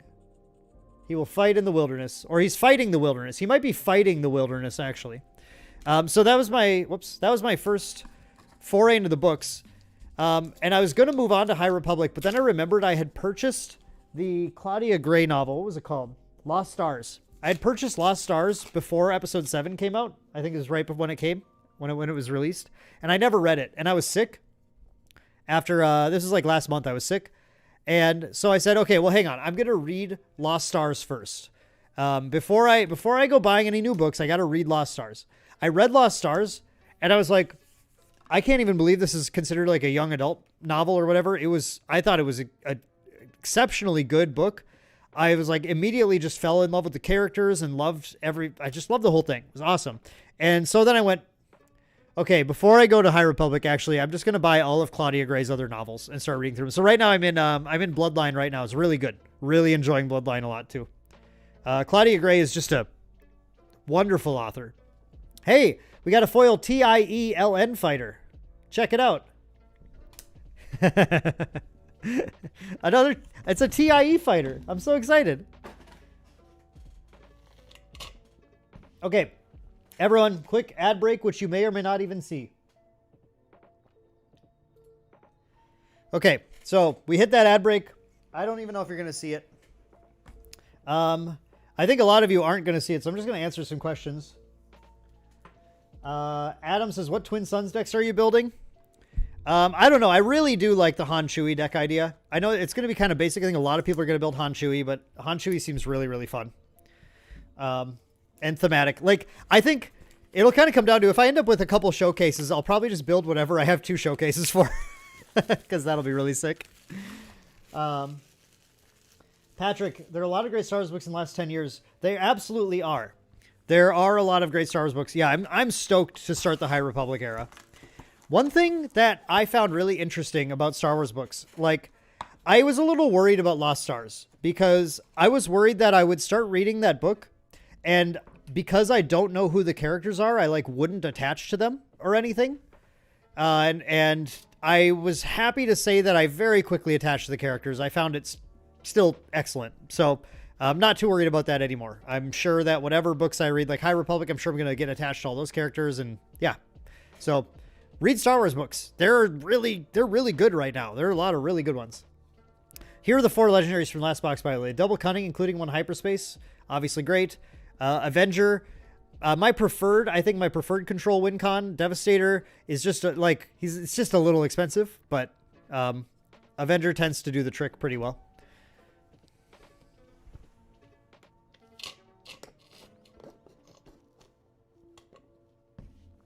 Okay. We're on box number 5 of the first case.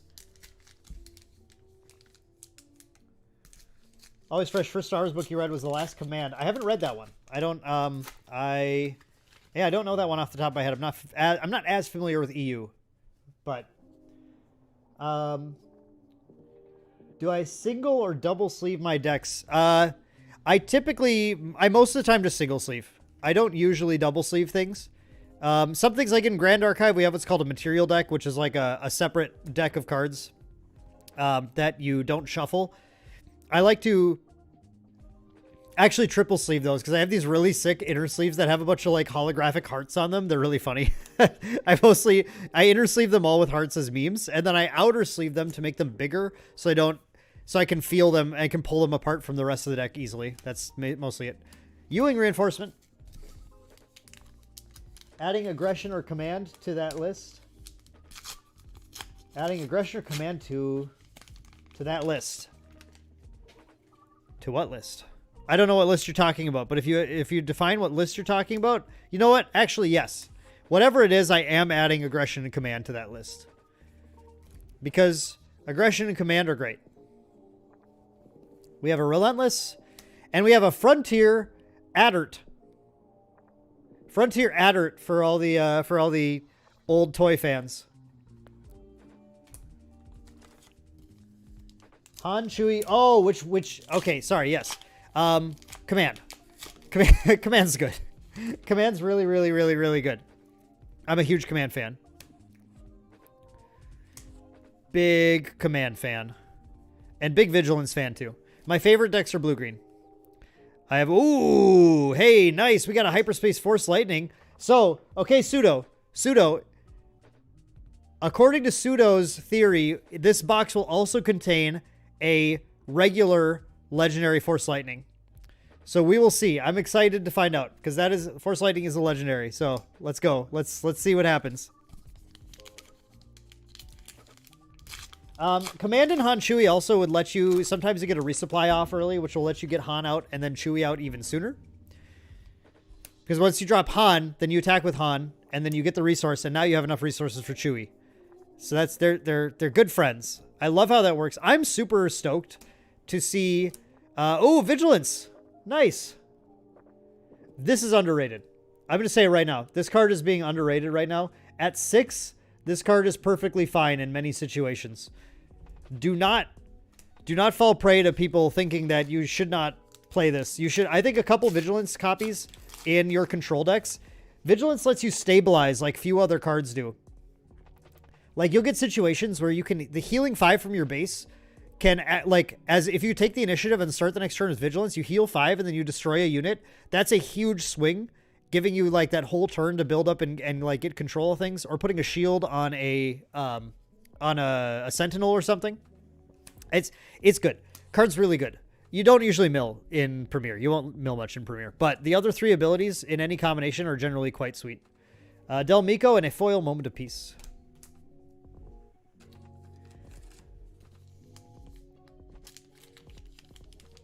Chicken Walker. They got called Chicken Walkers. Yeah, that happened. I know that one. The box are definitely mapped. You can see upside down which sort of conforms as combustion. Okay, yeah, it could be. It wouldn't surprise me too much, as FFG doesn't always like it's. I don't know how to put it, because they have lots of TCG experience, but I don't think they've always used best practices or like have gotten the experience to get some of those best practices down. So that's definitely one of those things where they it's something they're printing through Cardamundi too, right?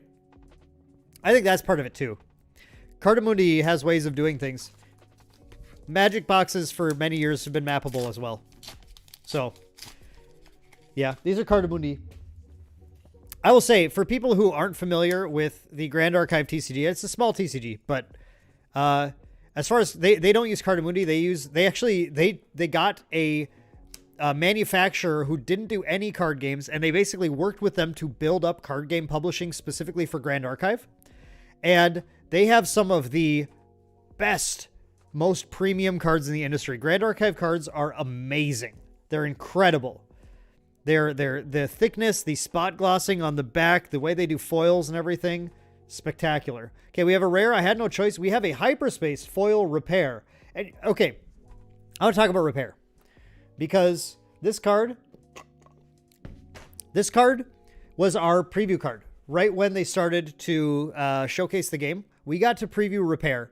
And as a longtime TCG veteran, they were like, you get to preview a card. I was like, yes. And they're like, it's Healing Salve. And I was like, yay. I guess. But what's happened with Repair is that they announced the rules for Twin Suns. And this card is actually really sweet in Twin Suns. I think this card is pretty awesome in Twin Suns. Because that end of the game, having that one resource open, that Repair will win you the game sometimes. Like, oh man, looks like we figure out the winner. Surprise, actually, my base has 3 less damage, so I'm the winner now. Also, you'll have multiple leaders that you can repair from to keep them out an extra turn. I'm actually really stoked about this Hyperspace foil, because I will be playing this in Twin Suns a lot. So, that's fun. I just think it's really funny. It is in Taiwan, but I don't know the name of it. I don't know the name at all. But it's, yeah, I believe it is a Taiwanese company. Scuba Steve, you did not miss any showcases. We did just get a Hyperspace Chirrut. No showcases have been missed. I think any mapping will be not a big deal though. Like I said, Magic's been mappable for years, and it's never been a massive issue. Of course, Magic has, you know, a lot more buffer than other games, but that'll be fine. If it's mappable, it'll be fine. It's not. It wasn't an established card printer. It was an established manufacturer who wasn't doing TCGs, and they worked with them to build it up. That is my understanding of the story. I'll say. We got an AT-AT suppressor, wedge, and a foil Power of the Dark Side.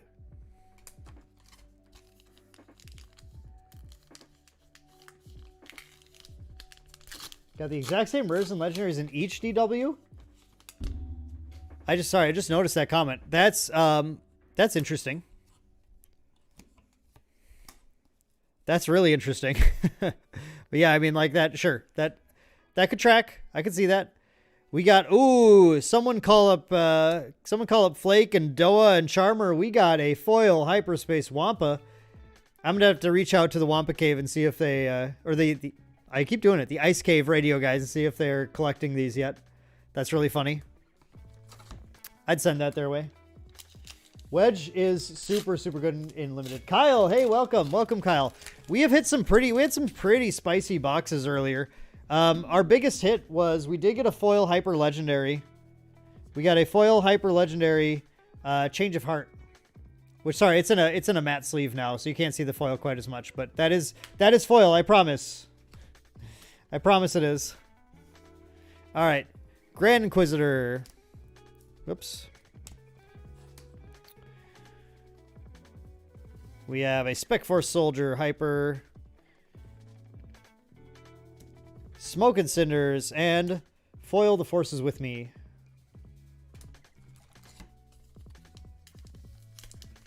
Yeah, Pseudo Wedge is really sick. Definitely awesome. If you can pull enough vehicles. I mean, he's good. You don't have to have that many for him to be good already, but yeah, like the more the merrier in that case. Just got to keep him safe. Legendary Mace Windu. Nice. We haven't seen that Force Lightning yet, Pseudo.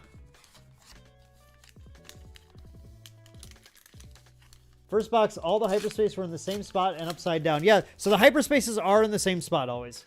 We had this mentioned earlier, but the Hyperspaces always show up in the 9th common slot or in the 3rd uncommon slot. Unless they're, I mean, the leaders and bases will show up where they show up normally, of course. So that's where you'll find Hypers.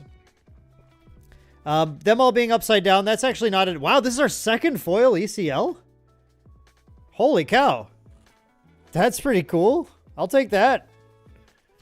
Here, is this an oversleeve? I have a bunch of just random sleeves next to me. Sorry. Here I have some Vader ones. Okay, we're gonna use a Vader one. There we go. Wow, that's really sick.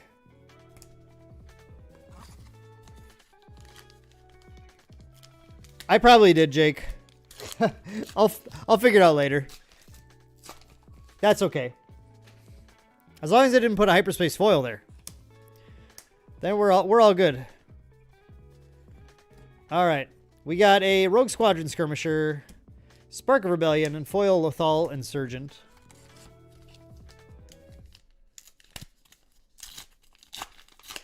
Okay, next pack, Cassian. What's up, Cassian? Okay, so I know we've got a few people in chat who have been chatting who have said they are original trilogy fans or like 1 through 6 fans or whatever. How do you guys feel about not the sequel stuff? It's fine. Whatever you think about sequel stuff's fine. We don't have to worry about that.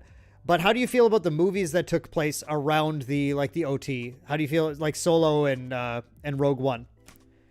My understanding is a lot of OT fans still enjoy Rogue One. That's pretty common. Solo, a little more hit or miss for people.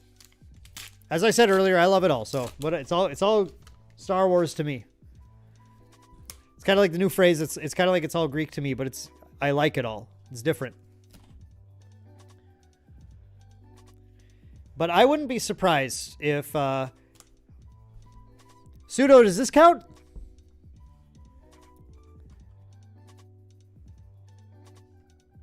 Always loved Rogue One. Jer loves Rogue One. Does this count, Pseudo, if it's a foil? Or does it have to be a regular one? Rogue One's so good. Solo good, but not as good. Solo's decent, felt a bit off. It makes sense that Solo felt a bit off, just considering the production stories for it. Daniel, yes. Hey, welcome. A fellow Omni Star Wars lover. I love it. Rogue One story arc great. Solo was poor. Yeah, I hear people feeling that too. That's fine.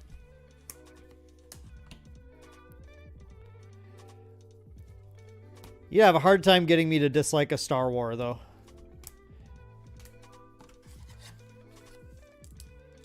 Okay, Pseudo's counting it. That's funny. Yep. All right, sounds good. Andor is amazing. Jason? Andor is so good. Holy cow, Andor is good. Unbelievable. I love Andor. Oh, it's killer. Morning Sheep, didn't see Solo, didn't care for Rogue One. Okay, interesting. Interesting. Cool. Cool, cool. Or wait, am I supposed to be... How dare you dislike that? Nah, it's all good. Y'all have your opinions. That's all rad. No problem. Foil Consortium Star Viper. Solo's fun. Rogue One was carried by the droid. Kyle, I love this opinion. K2SO, Alan Tudyk. Really good. Definitely enjoy it. I'm not going to argue with you. Grew up with 4 to 6. Could not appreciate 1 to 3, 7 to 9 Solo, but adored Rogue One. Okay. Eric, I feel like I get that. I feel like I could have guessed that about you. I don't know how to explain that, but just based on your actions, I felt like that would have been your opinion. Nothing wrong with it whatsoever. It just, I feel like I got my picture of Eric in my head, even though I've never met you in person, I think is pretty formed. And I think I kind of have a good idea of kind of what you're going to like and stuff. Foil 2-1B. We had a double rare pack. You're My Only Hope and Emperor Palpatine.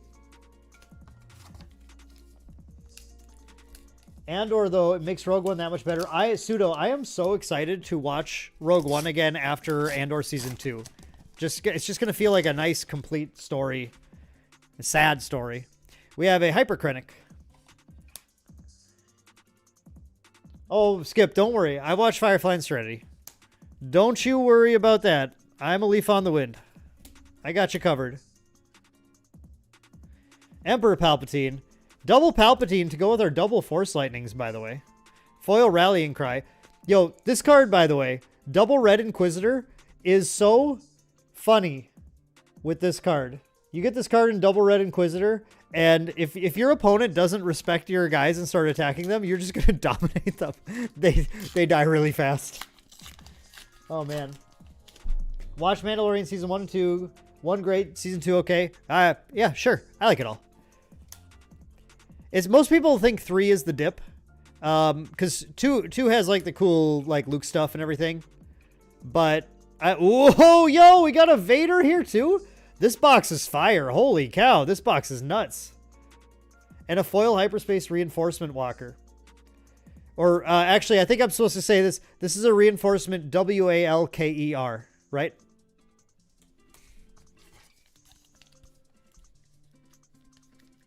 Oh, yeah. That'd be fun. That'd be fun, Eric. Absolutely.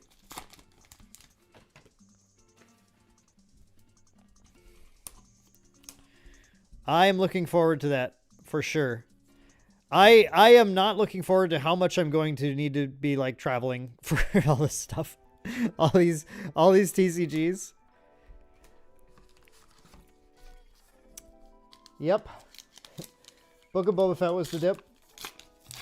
TCG everyone, you're gonna hate that I say this maybe, but I like Book of Boba Fett. I liked it a lot actually. I really enjoyed it. I thought it was fun. But that's me. That's just me. I have my opinions. I like my stuff, and you can't take me down. Foil Rogue Squadron Skirmisher. Okay, last pack in this box. This box has not left us wanting at all, though. Wow, what a box this has been. And our time is looking a lot better now. Our time is looking a lot better. Sabine. Swamp. This box even had the foil TIE fighter. Frontline Shuttle. And yo, a foil Tarkin Town too. Sick. Should I be sleeving these? This one also? I don't know. I sleeved ECL because ECL is like super hot, but foil Tarkin Town too to end the box. That was killer. That was a good box. Vigilance, Vader, double Force Lightning, 1 Hyper, 1 Foil. According to Pseudo, we have continued the trend. You hit a Hyper Legendary and you will hit a Foil or a non also in that box. Which is interesting.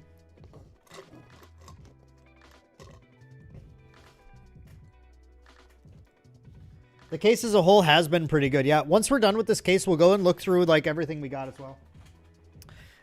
Mostly, well, legendaries, not everything. We'll look through the legendaries and see how it is. But yeah, the case has been pretty fire. Honestly, I have no complaints about this case whatsoever. I mean, it's hard to complain when your case has the foil legendary, foil hyperspace legendary. Feel like regular foil cards was overkill? No. I don't. It's nice. It's nice to have a stepping stone, I think, between the real chases, the hyperfoils, and non-foils. I think there's people are going to appreciate them from that angle. People who don't want to pay for like hyperfoil legendaries might like that they can get a regular foil legendary as well for a lot more of an affordable price. We have a Lando Calrissian and a foil repair. Oh yeah, that box had foil repair too. I'm overly excited about foil repair. And I don't care who knows it. Jedi Knight game. Yeah, Kyle Katarn stuff? Yeah, cool stuff. Okay, who played KOTOR? I didn't play KOTOR 1 for some reason. I just missed it, but then I played KOTOR 2. And KOTOR 2 had that unfinished ending. I like binged Knights of the Old Republic 2. The weekend I bought it and I went home and I played it nonstop and I beat it and I got depressed. Like literally got depressed after I finished KOTOR 2 because of how unfinished the ending was. I like felt like my weekend didn't happen. The rest of the game was incredible, but the ending was just, man. Still stung from that one. Yeah, Midnight, exactly. Midnight gets it. Midnight, you're my new friend on the stream. Twin Sons repair. I'm gonna love it. Ooh yeah, let's go. Cell block guard. I can't wait to repair my base and win games. I just think it's so funny. It's healing salve. Healing salve's too good. 12 tables. Won the opening night tourney at your local, and the pack you got in Hyperspace. Vader, let's go. You love to hear that. 12, what were you playing? What deck were you playing? A lot of people are saying you got to play green. A lot of people are saying you got to play Sabine. You got to play Green Bean. I also won our pre-release. I was playing Hera Vigilance, and it went great. It went very well for me. Second foil Chopper and a Jedi lightsaber.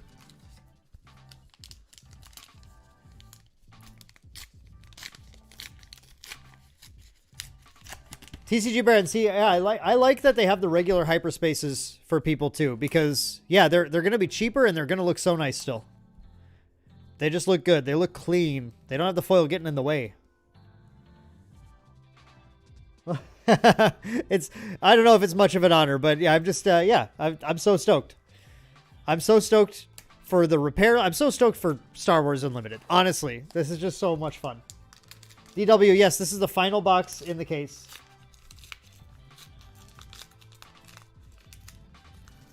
Luke Basic, no mods. Okay. You played the basic starter and you won? That's sick. Proving the power of the starter decks. I love that. Killer.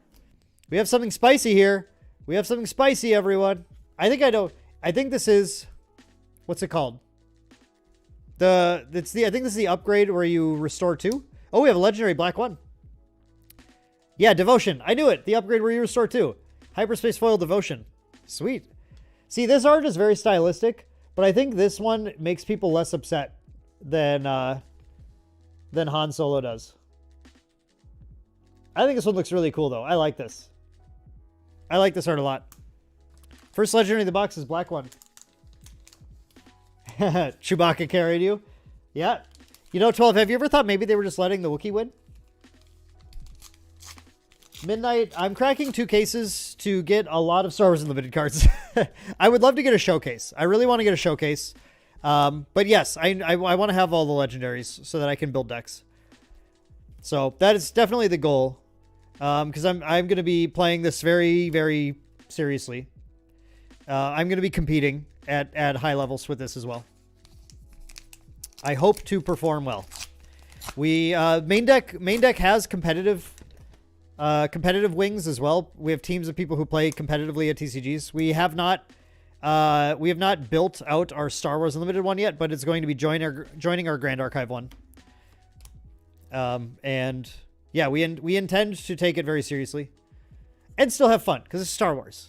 Like, it doesn't matter. Win or lose, Star Wars. So we're having a good time. K2SO. There you go, Kyle. Statistically speaking, the answer would be yes. But that I have historically in these streams, I have not been statistically blessed. I guess maybe that's the way to put it. Academy training. We have we got a Hyperspace foil. We got a Gideon Hyperspace foil Homestead Militia. Good card. Solid card for decks that are going a little later with control. Definitely a playable. Surely streaming all my games, Dodds. I don't think I won't be streaming all my games. No. Travis, yo, welcome. I wear the same jacket as your mother? Oh no. I'm getting the jean jacket hate now. It's my new thing, dude. I'm in my jean jacket era. But yeah, I mean, you know, maybe she and I can be friends too. That'd be fine. Foil Force Choke. Does your mother play Star Wars Unlimited? Does she want to play with me? I'm going to destroy her with my Luke deck, by the way.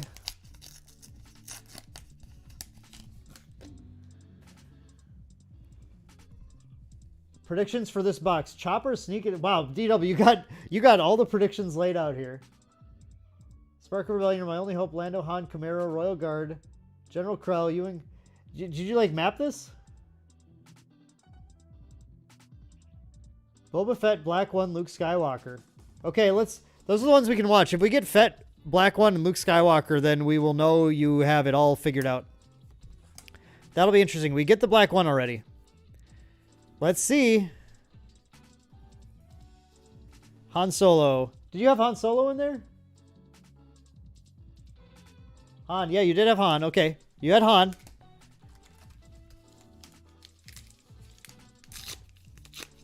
I am wearing jeans. Is that what you mean, TCG Barrett? I am wearing jeans as well.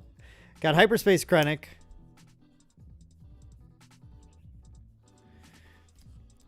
We have a Hyperspace Energy Conversion Lab. There's the for a cause I believe in. Okay. And a foil Snowspeeder. You got this booster box twice? Wow, that mapping problem would be kind of bad if that's the case. Let's see. There's the Redemption. He called the Redemption. He or she, I guess I'm assuming, but DW got the Redemption.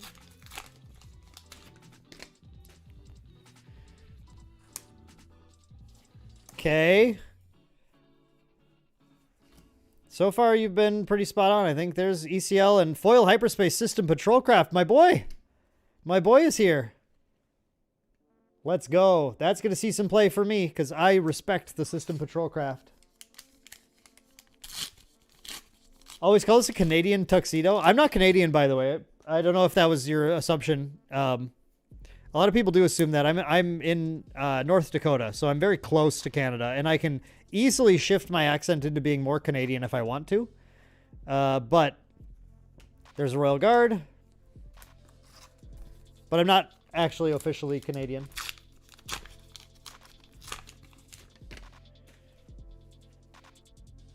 So, I mean, if this box has Luke, I'm not going to be mad about that, though. We have a Hyperspace Falcon. Dope. Great hit. Hyper Falcon's awesome. That's a really good hit. Foil Interceptor. Pretty close to Canadian. Yep, that's true. We got a Palp.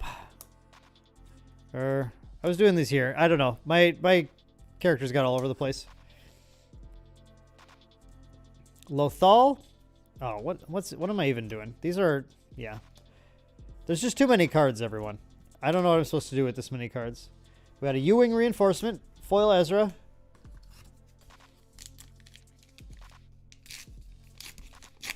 North Dakota is like the Canada of the States, eh?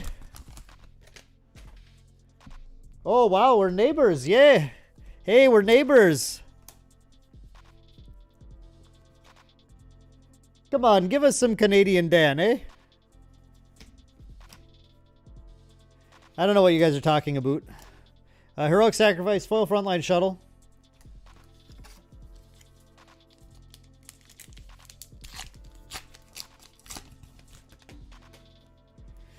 We got IG. I'm dying here to see if these legendaries are exactly what DW called. Dying to see it. We got a Hyperspace Devotion and we got a Luke Skywalker. What was the other one? Boba Fett. That's a good box. That's a good box. With the hypers are different though, right, DW? Like the hypers won't be the same exactly. Hypers and foils can be different, but like the non-foils are the same. I think is what you're saying. Non-foil, non-hypers. Boba Fett. you did indeed get this box. Wow. Unbelievable. Yeah. I mean, okay. FFG. Let's work on the randomization a little bit. That does need to happen, I will say. That's funny. Y'all saw it here. Foil rare Smoke and Cinders. That's cool. Does Heroic Sacrifice work on an exhausted unit? You can't attack with an exhausted unit. So if an effect would make you attack with an exhausted unit, that attack just doesn't happen. So I think, like, technically, actually, draw a card that attack with a unit for this attack. Yeah, so nothing would happen. You would just draw a card, and then you wouldn't get to perform an attack. Randall, you got this box too? Yeah, only regular slots the same. So this box was 6. We got a Hyper Falcon too. Like this box got awesome. Oh yeah, I do remember that pick now. Yep, I do. Jason, your family's from Minot? Sick. Why not Minot? Got some North Dakotans in the chat here. I bet Wednesday is cringing right now, actually. I'm probably making her cringe.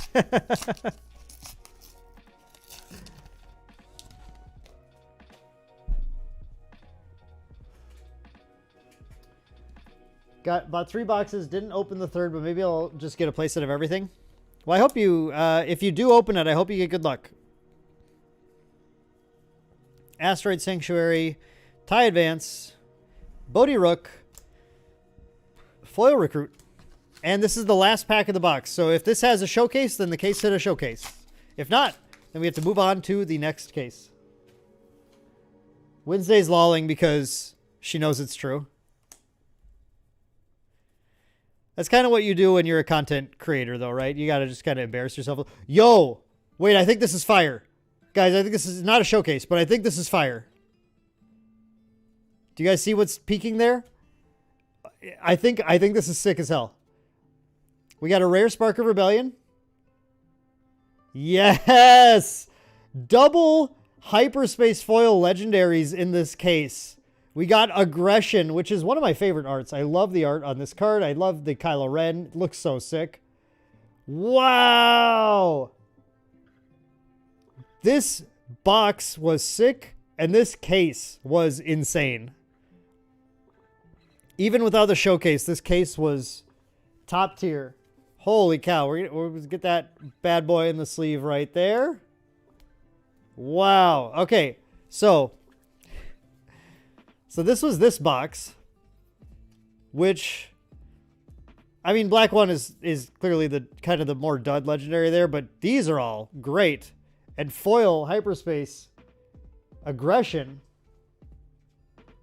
Well, hey, Rookie, welcome. Thank you, Rookie. You brought me luck. Thank you for joining the stream just in time for this. Yeah, this box is sick. Okay, so we're about to look over really quick. I'm going to toss these comments away, and then we're going to look through just the legendary and hyperspace foil pulls for that case, and then we'll move on to case number 2. So let me get these commons tossed away there. Holy cow, though. What a case. Jeez, that was good. I don't know, guys. I'm having way too much fun opening this. Get these uncommons stashed away.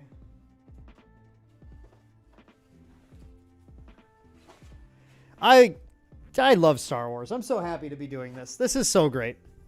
This is so great. Looks more aggressive than Adam Driver ever did. I don't know, Eric. Did you watch episode 8? He got pretty angry. I was about it.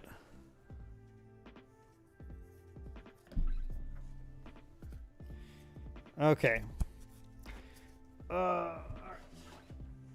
Lock those away, and then let's see. I'm going to pull these out just for, well, wait a second. I'll put these away in a sec. Okay. So these were our cases, or these were our boxes. Okay. This was box 6. This was box 5. I can spread these a little bit more. This is box 4. This was box 3. Oh yeah, it said Vader too. Yeah, Vader's pretty good, right? Cunning, triple cunning.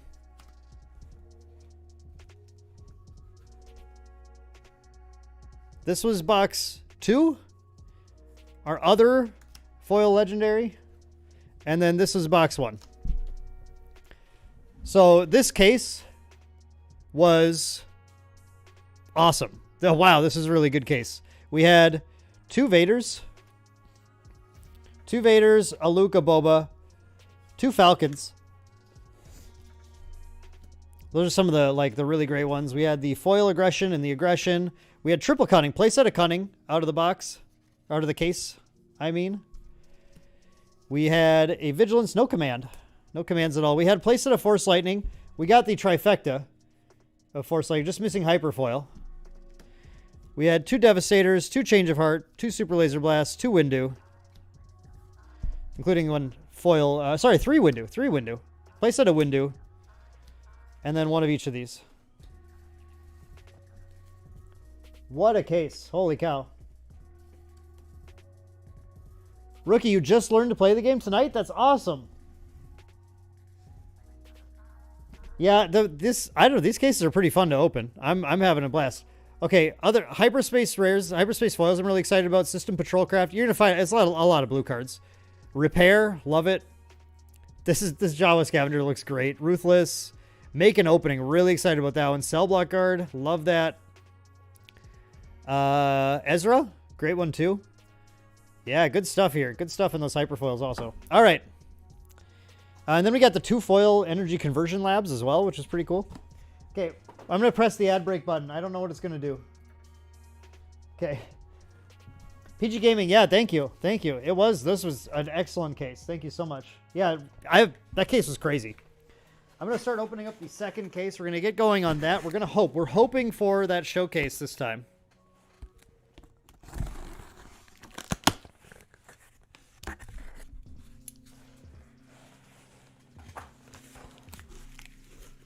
Okay.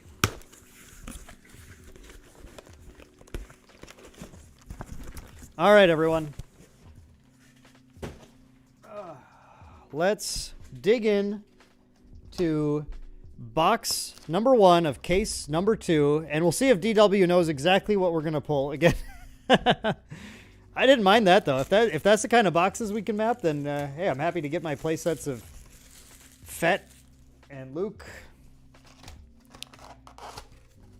I think I might have a set of Luke now from the pre-release and the creator event. I think I might be good on Luke's now, but we'll see. Rookie, you got cards today and made upgrades to Star Deck and also made a Sabine deck. Excellent. Nuclear Nova manifesting the showcase in the first pack. Okay. Okay. Let's see. Rookie, what color did you go with Sabine? Red, green, blue. Yeah, double red, green, blue, yellow. I think green and yellow, especially green, are the most common ones. That is not a showcase, unfortunately. But that's okay. It would have been really crazy to get that right. That would have been nuts. Okay, wait. I gotta get these. Let's see. This is my rare pile. So I'm keeping the rare pile the same. Okay. Palpatine and a foil Glad. Box 2. Oh, wait. Message retracted. I didn't get to see it. Showcase Boba incoming. Kyle. That would be cool. I would love that. I would love a Showcase Boba. That would make me very happy. I'm already, like, that case was great.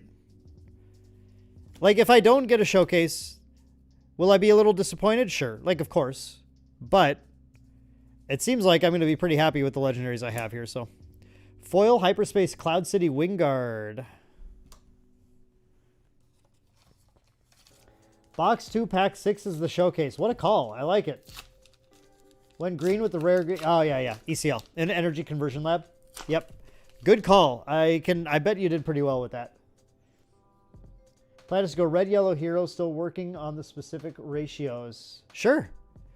A lot of good. I mean, you get to run Falcon, right? So Falcon is good. Turns out the Millennium Falcon isn't such a hunk of junk.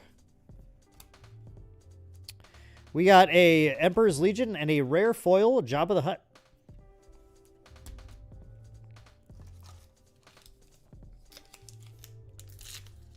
Would I trade an Orb of Regret CSR for a showcase? I don't think I would do that.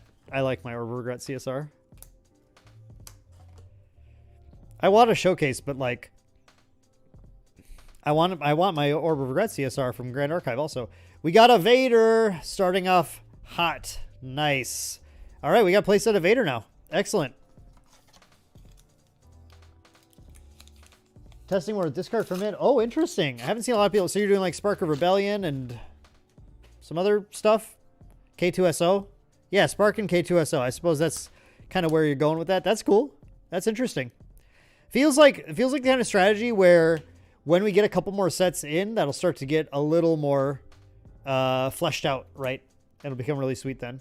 Heroic Sacrifice and Foil Bombing Run.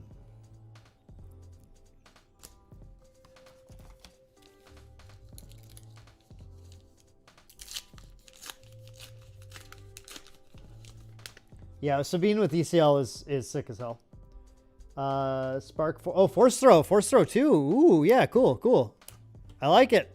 I like it.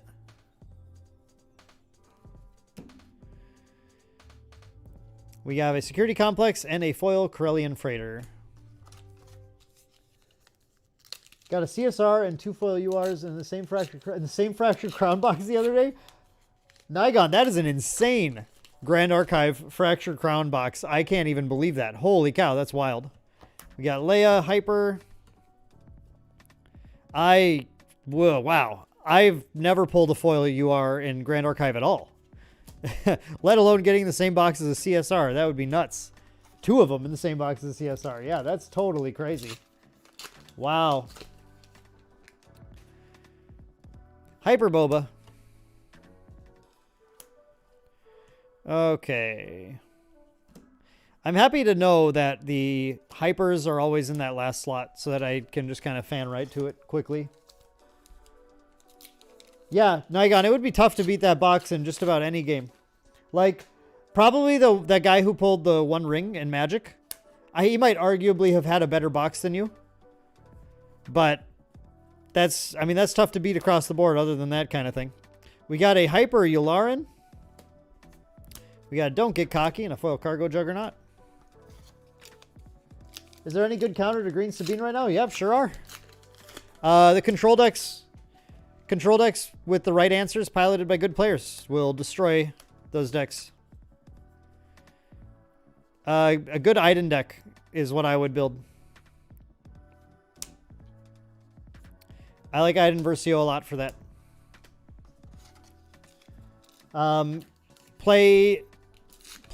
Respect the deck and play make an opening. That healing is important. Respect their space. Play System Patrol Craft. Play ECL yourself. Mulligan aggressively to get Overwhelming Barrage. Because you need to stabilize the game. That's my advice. Your mileage may vary, I guess, but that's what I like. You will run Sabine out of steam and have control of the board eventually, but you just have to get to that point. It's the problem is living to that point, so you have to build your deck to do that. We got a Cunning. This box is looking familiar, actually.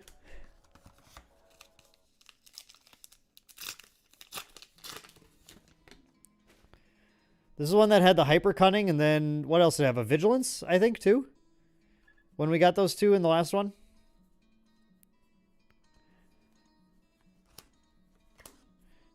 Smuggling compartment, got a Fire Spray, foil Force Throw. Speaking of Force Throw. I mean, I think the Boba deck also can take care of Sabine. I like playing Iden. I like playing Control. I think the Control deck can beat the Boba deck too, but you might have, if you tweak towards aggro, you might have a harder time with that then. The Boba deck has a turn where he just throws down way too much stuff. So you have to be like ready. You have to be ready to deal with that.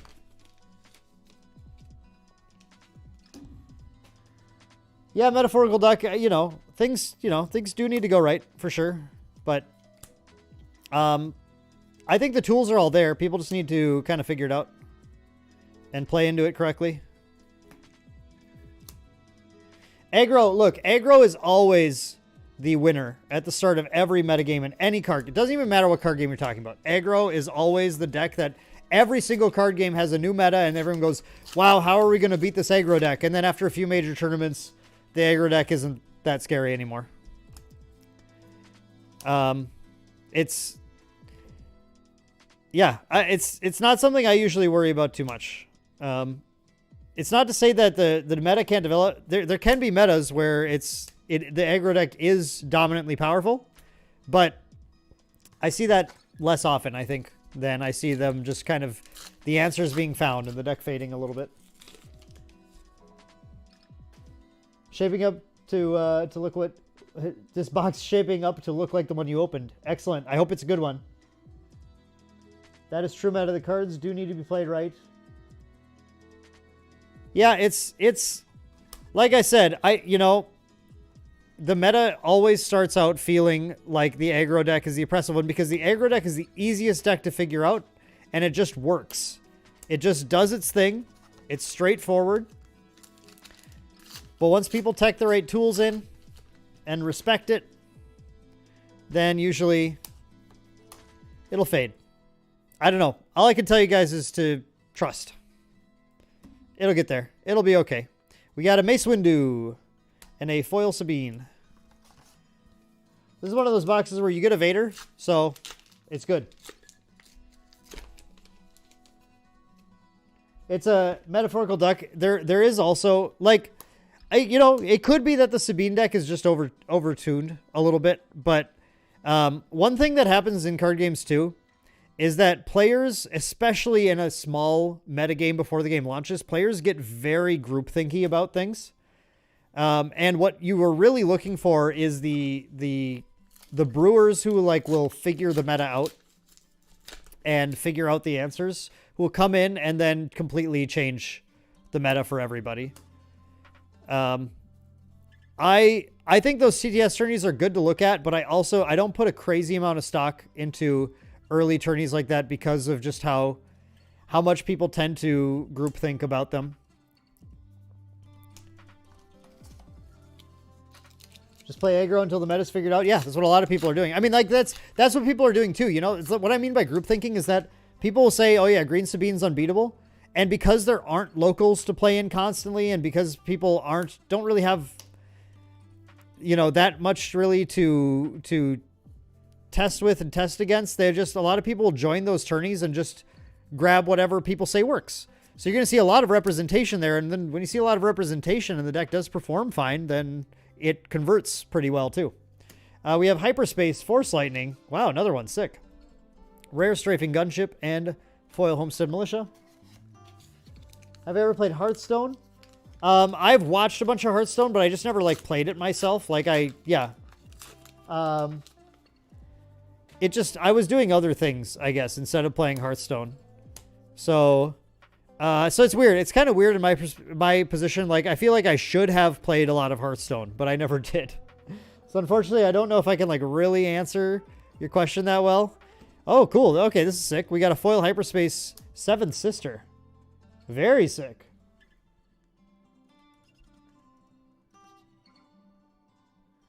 Adam has Grand Inquisitor, Krennic, Twin Sons. Yeah, that's a good one.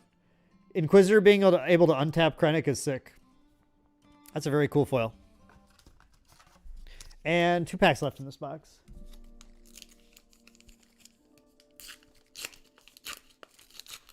Yeah, I mean, absolutely. Like, Sabine might be, even if Sabine is, like, dominant in this set, set 2 is going to change everything.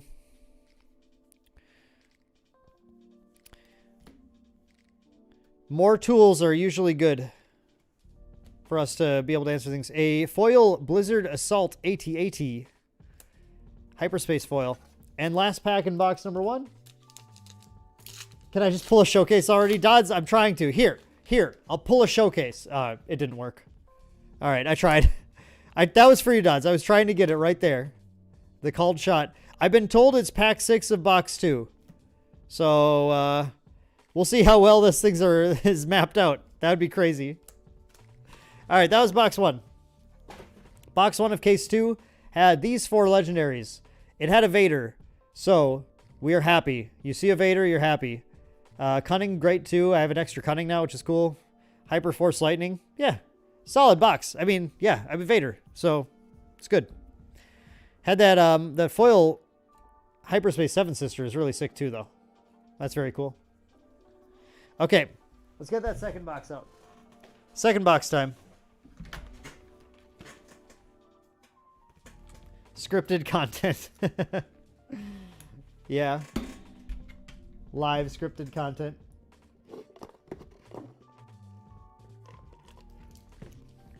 Metaphorical Duck. I think that's an astute point, actually, regarding the meta. Because, you know, it goes back to, like, I was saying, you have to do things like respect Sentinel Patrolcraft. Sentinel Patrolcraft isn't a good card. Okay? It's not good. I'm not going to tell you that this card objectively is good. But you have to play this stuff right now. If you're trying to play a control deck, you have to be putting roadblocks in play. Your turn 1, 2, and 3, going into that Sabine flip, they kind of have to be answering the opponent immediately and not letting the opponent get out of control, which is why I like cards like Cell Block Guard and Make an Opening. These are cards that will deal with some of those early threats, regain a little bit of health, or put a roadblock into play, because your goal in a control deck is just to slow your opponent down to the point where your cards are way better than theirs. And if your opponent's killing you before you can get your good cards played, that's how they win. Okay, pack 1. I'm told it's pack 6, so let's count as we go. I am told. The prophecy states that it's in pack 6. Syndicate Lackeys. We do have a Hyperfoil here. Oh, sick. I was talking about this one earlier. We have a Devastator. And we have a Hyperfoil Snowtrooper Lieutenant. I was talking about how it's cool to see the red here. Yeah, that looks sick. Very playable card too. Super good. 12 tables. How many boxes for a playset? I do not know. JFKO God, the next set is in July. It's in July. It's called Shadows of the Galaxy. It will have Mandalorian content. It is supposed to have, I'm told it will have Bad Batch content. And it has Rey and Kylo, who look like they are leader cards as well. Which would be very cool for me. I would think that's cool. Not everybody does, but I do. Starwing Scout. Where does a Devastator put us in the mapping process? Regular Force Lightning instead of Hyper. Okay.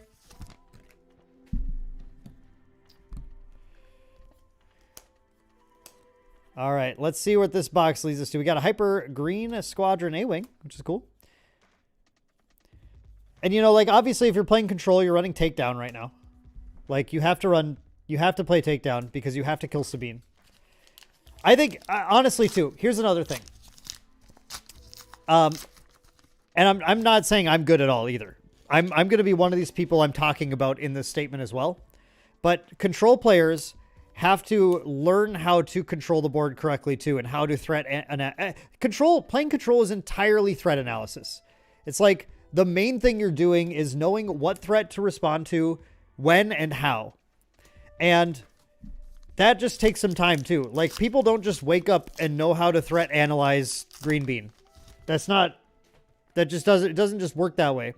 Hyper Cheer It. Which pack was this? Shoot, I got confused. Is this pack 4? I think this is pack 4. I meant to count them and I got distracted. But, so it, you know, that's the other thing, is it just takes a little time for people to develop their threat analysis. I'm in pack 5, actually. And their sense for all that stuff. Their game sense. Right? Same like Overwatch came out and like people weren't just like the same level they are at Overwatch now, right? It just took people time to figure out how to build that game sense and start to play the game. Control's the same way. Where aggro certainly requires it. You'll never catch me saying aggro is like a skillless thing or something, or a brain dead or anything. I absolutely would never say that, or do not think that. But the specific skills are a little different between them, and it's usually easier to develop the skills for chaining numbers together than it is for like controlling those numbers from being chained together. 12 tables just want Rex. I agree. Rex would be dope. We have a Search Your Feelings and a foil Hyperspace. Shoot first. Between 2 cases and trades at a full standard playset. That sounds about right. That sounds about right to me. We got Iden. We gotta pull this showcase for Dodds though. Dodds is dying out here. Dodds needs to know what a showcase is like. Yeah, Dodds, we missed pack 6. We did not get the showcase in pack 6, unfortunately. We got a Palp. We got a showcase confiscate, or sorry, not a showcase, a hyperspace confiscate. We got a Jedi lightsaber and another foil. Does anyone need Force Lightnings? By the way, I'm like doing pretty good on these. This one actually has a little foil nick on it. Or no, it doesn't. That was just the way something. Yeah, sorry. That just showed up to me wrong. It glinted. And I thought it was a problem on the card. Oh, I think my music shut off. Hang on.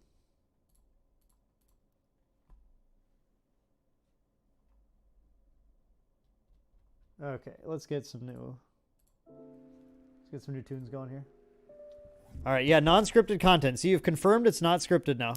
That's great. We have a hyperfoil here. Hyperfoil in the back.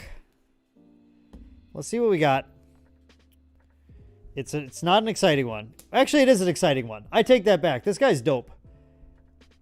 I like this 2-drop. It's an excellent 2-drop. And so this is, in fact, an exciting hyperfoil. It's okay, PG Gaming. I am not upset with you. Thank you so much for trying. I appreciate when people try to call the rare pulls for me. I want the rare pulls. We got a black one and a foil ISB agent.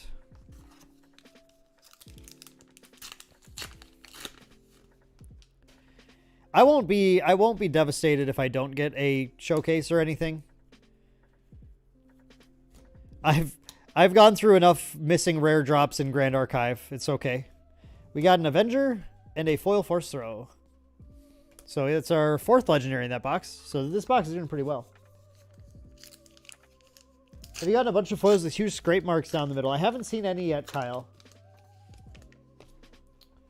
Yeah, that's too bad. You can always reach out. Sometimes card game companies will do some replacements or something, depending. So you can always reach out to them and ask. It's worth a shot. It wouldn't take too much of your time, and maybe they'd get you hooked up. Foil Yoda. I did get, at the pre-release, I did get a, not severely, I did get a slightly misaligned Yoda. Shifted more towards the right side. It's noticeable. I think it's a noticeably misaligned. Sorry, Hyperspace Foil Yoda, not just a random Yoda. It was a Hyperspace Foil Yoda that was misaligned. I think it's cool, though. I'm keeping it. I like it.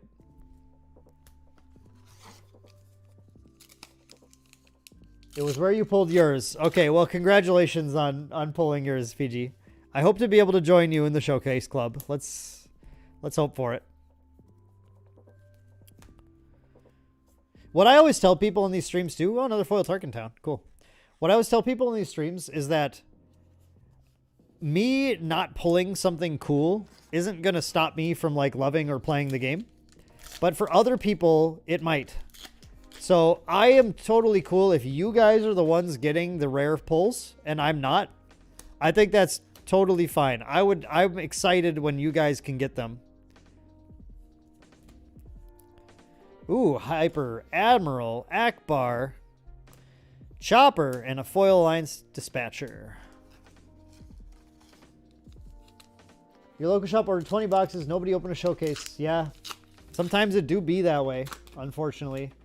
Taylor Bow asks, what is everyone's favorite card in the set? That's a good question. What is everybody's favorite card in the set? Thank you for the wonderful question, Taylor. My favorite card in the set... I don't know. Let's see. I really do like Vigilance a lot. I like Luke Skywalker Legendary quite a bit.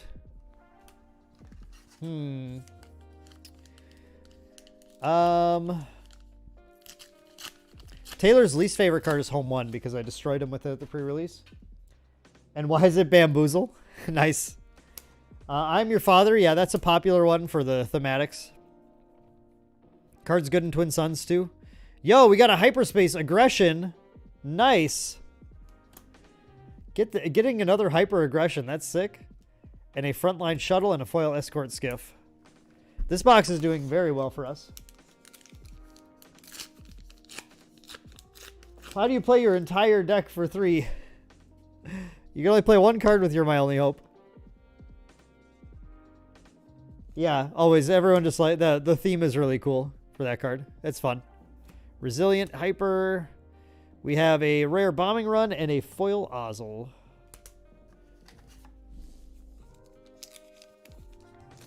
Kanan. Ooh, Kanan's a good choice. Kanan's really cool. Kanan always feels good to get to sit and play. If you can get a Kanan to stick, that's nice.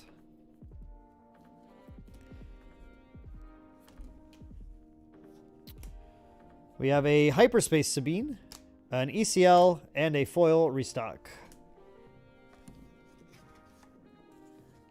Brother-in-law played I'm Your Father and couldn't believe the real card made you respond verbally with no. Yeah, that's funny. Which card is the Snowtrooper? Snowtrooper Lieutenant is what you're thinking of. Very good card too.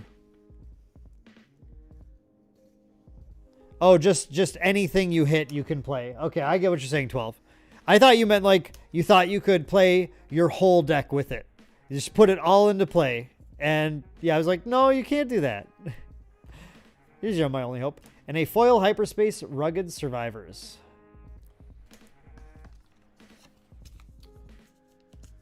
Lieutenant Childson and Bosk for Kyle. Lieutenant Childson, if you guys watched my streamed game at the community event with my missing my turn 1 drop, but that allowed me to play on curve 6/6 Lieutenant Childson. I got a soft spot for Lieutenant Childson after that game. That was really fun. Lieutenant Childson is great. Saw Gerrera and Guardian of the Wills foil. 2 packs left in this box. Yeah, always. That foil is great. Nigon, do we know if every set's going to have a similar amount of cards? I don't think we know that information yet. I don't think we know that. Might have been something that some developer said in some like interview, but I don't know that off the top of my head. I don't recall reading it anywhere.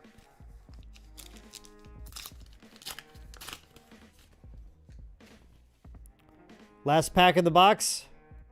It's a Boba Fett. Just a regular old Boba Fett. Ewing reinforcement and a foil rallying cry. All right, box number 1. Box number done. No, that's box number 2. I already forgot. That was box number 2. Okay, I guess I'm supposed to hit the ad break thing. We'll be 30 seconds, guys, just to make sure you don't miss anything if any ads pop up. But as a lot of you know, you guys don't have to see anything, or like maybe nobody has to see anything. How am I supposed to know? That box was pretty solid, though. That foil Force Lightning and Hyperspace Aggression, very cool. Black 1 Avenger Devastator. Got 5 legendaries, so it's hard to be upset about that. Get the commons put away here.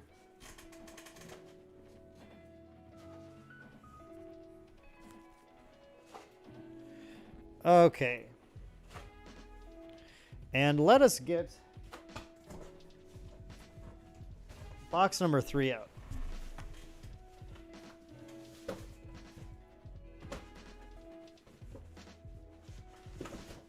Okay, box number 3. Whoops, hit my legendaries here. All right.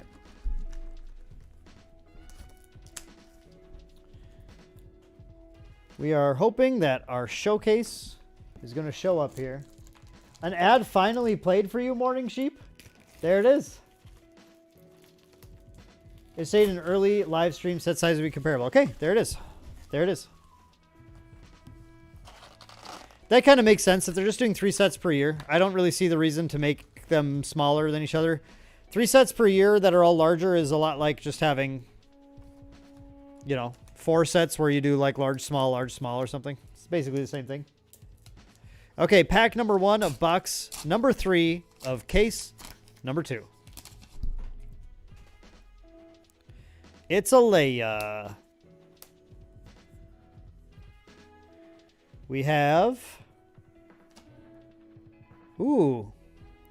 Check this out.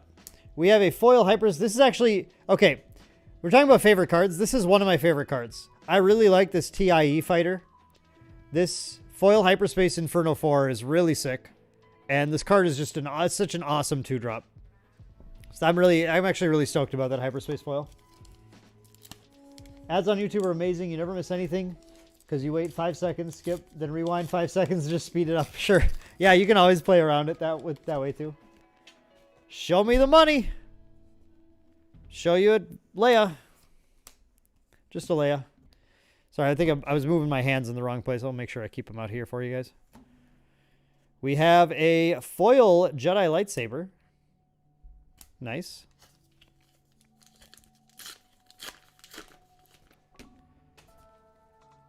We have a Tarkin. We have a Hyperspace Corellian Freighter.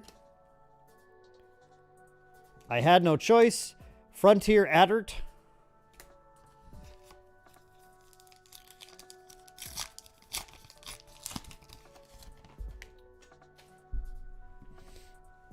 Yeah, I like that Inferno 4. 2-drops are so important to your deck, so it's really nice to be able to have quality 2-drops. I think it's one thing that's going to change a lot in the future sets too. We're going to start getting 2-drops that are more consistently like good. Oh, what did I just do? What was I thinking? Okay, here we go. And that'll I think speed up some of that early game a little bit too. Putting a little bit more power in those early drops. But that'll go both ways, right? In some ways, that'll make aggro a little faster, but that'll also give control decks more control over the board because they're also going to get good early drops. So, we'll see. All right, we got a Bendu. I haven't seen a Bendu in a while. And a foil Bosk. 12, you like that? Someone was talking earlier. They didn't understand why they did that. And yeah, it's interesting. I basically have no preference on how they do the events. Really, it doesn't really bother me, or I don't get excited about it or anything either way. It's just fine. Wedge and Surprise Strike. That's cool. I'm glad people vibe with that.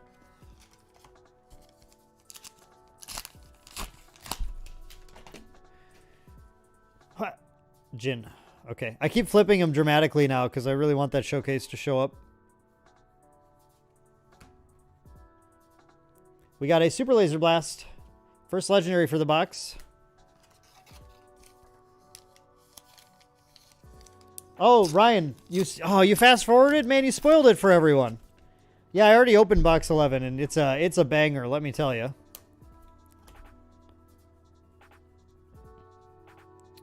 I couldn't believe that box had 2 foil Hyperspace Darth Vaders. That was crazy. Whoa, wait a second. Yo. This is sick. Holy cow. Okay, even if we don't hit a showcase, I think we're doing okay. I cannot believe that I got a Force Lightning. Wow. Oh, and this thing. Wow, that's sick. That is crazy. We got 3 foil Hyperspace legendaries out of these 2 cases so far. That is sick. Damn, that's a good one. That is a good hit right there. Kyle's saying Showcase Boba is incoming. Yeah, I want to keep getting these Force Lightnings. I feel like the Force Lightnings are always accompanying really, really sick pulls. Does this mean I'm getting a regular... Pseudo, does this mean I'm getting a regular Boba Fett in this box too?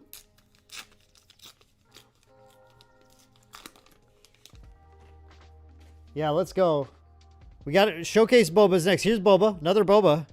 Boba's our good luck charm, I think. Okay. We got Fett's Fire Spray. This is really... We're in our Boba Fett era. We're very Boba pilled right now.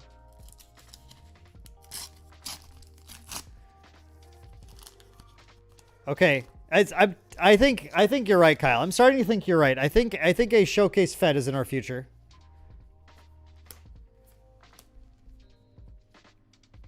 I'm thinking that's the case. It just makes sense. Honestly, everyone, it just makes sense. Yo, someone call up Ice Cave Radio. They got to know about these pulls. They love Ardent Sympathizer. I am doing the dramatic flips. Don't worry. The flips will remain dramatic. All right, here it is. Huh.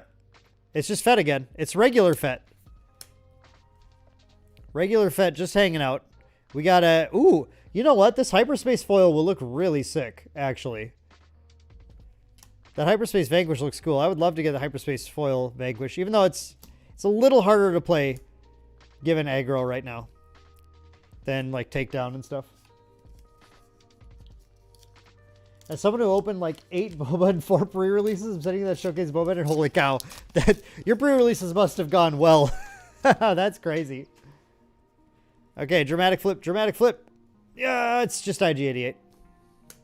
It's just, or maybe you guys would say IG-88.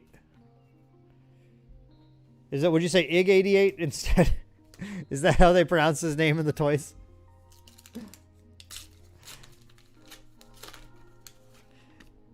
Okay, dramatic flip. It's Palp. It's a Swamp. It's a Hyperspace Bendu. And a Legendary Change of Heart. And a Foil Ardent Sympathizer. I think we're supposed to get a regular Boba in here too, though, right? There should be a regular Boba in this box, according to Pseudocyrus. What? It's a Tarkin. A Death Trooper, and a Lando, and a foil Death Trooper. IG almost gotcha. Ig? Sorry. Ig. That Ig almost gotcha. What? Sabine. Sabine. Okay, we got an ECL and a Childson. What up, Childson? Lieutenant Chilton looks just so, like, normal in his artwork. But he, like, comes down as, like, a 6'6" sometimes. It's kind of funny. He's just like a dude who's in the way. Dodds, it's 24 packs in a box. Oh, Morning Sheep. Yeah, the Christmas special. It's pretty rough. Okay, maybe not that one. I maybe don't enjoy that. We got a foil General Krell.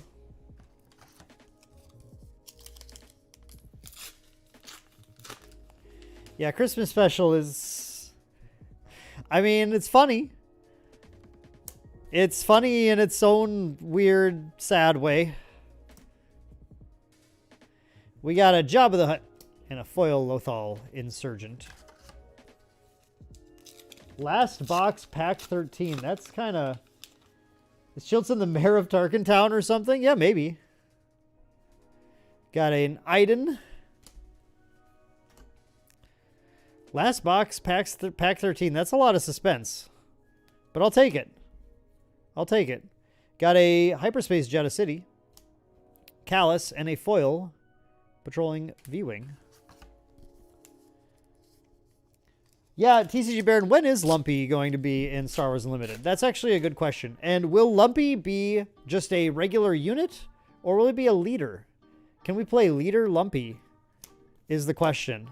I think that's the question on everybody's minds, honestly.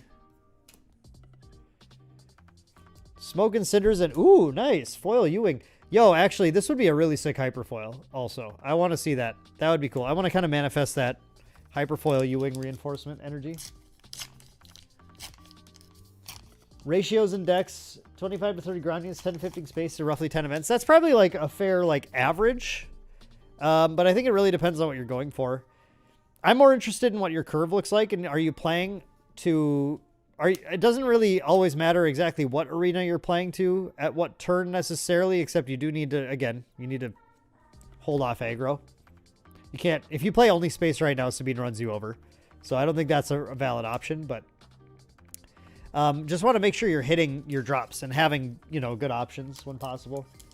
I think my decks usually have around 12-ish space, 10 to 12 space, so that's probably about right. Chewy.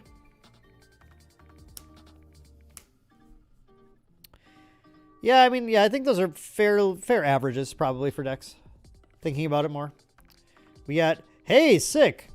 We got a second Hyperfoil Cell Block card, which I'm stoked about because I'm probably going to be using this card a lot. I put Smoke and Cinders here for some reason. There we go. Awesome. Chewy and Lumpy Twin Suns decks. Taylor, I think it is just for theme, like, because you build a villain deck and you don't want to use Echo Base, but you can use Command Center instead for a different command one that's more villainy themed. I think it's just because.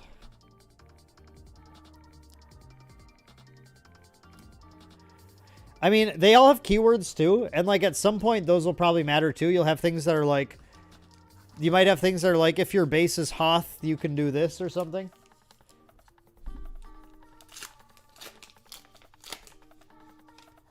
You keep on doing like 20 ground, 10 space, 20 events.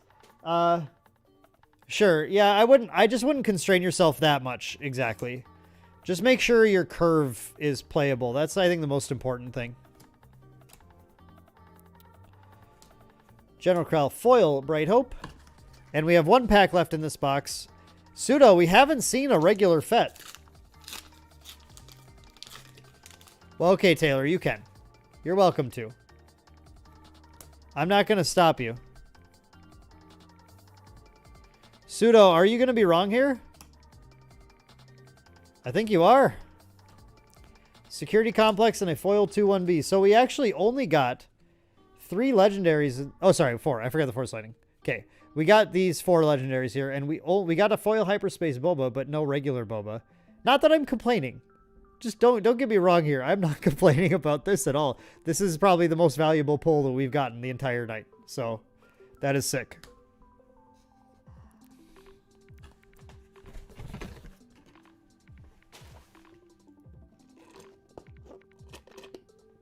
Okay. Box 4. I have a feeling about this one. I have a really good feeling about this. I think this is our showcase box. And I would love Showcase Boba, but I have a feeling there's a showcase in here, and it's Han Solo. It just feels right now. In the moment, I'm feeling Showcase Han Solo in box number 4 of case number 2. It's not there, of course. I didn't mean in that pack. Everyone knew it wasn't in that pack. You're my only hope and a foil outmaneuver, showing us the Falcon. Which game lasts longer, SWU or Destiny? SWU will last longer than Destiny. SWU does not have the same problems as Destiny. Star Wars is more popular right now. It's not going to turn players off by having the dice mechanic. We have a regular foil change of heart. We just need a Hyperspace non-foil change of heart, and we will have the full set. Gamer Dad Dan, hey, welcome. Thank you for joining the stream and chatting a little bit. I will not be at PAX East, unfortunately. I've been traveling a lot for other games, and it is just difficult. That's actually pretty far away from me, so it's pretty difficult for me to get there. That can always change if someone invites me there and, and pays for it, but, you know, for now I have no plans to be at PAX East, unfortunately. Super Chat 20 if correct. That would be sick. I would just be, you don't have to do that. I would just be happy to be correct about it. Wouldn't that make you like not want to pay me because you'd now doubt the legitimacy of these boxes? That you gotta admit that would be really suspicious to call the exact showcase too, the exact box and the exact showcase. Destiny was launched at peak sequel release. Yes. Yeah, maybe you're right. Maybe it's not fair to say it's more popular now, but I think, yeah, you're right. No, y'all just conceded. I don't think that's right to say exactly, but I do think it's still a very popular time for Star Wars. I'll concede it, though.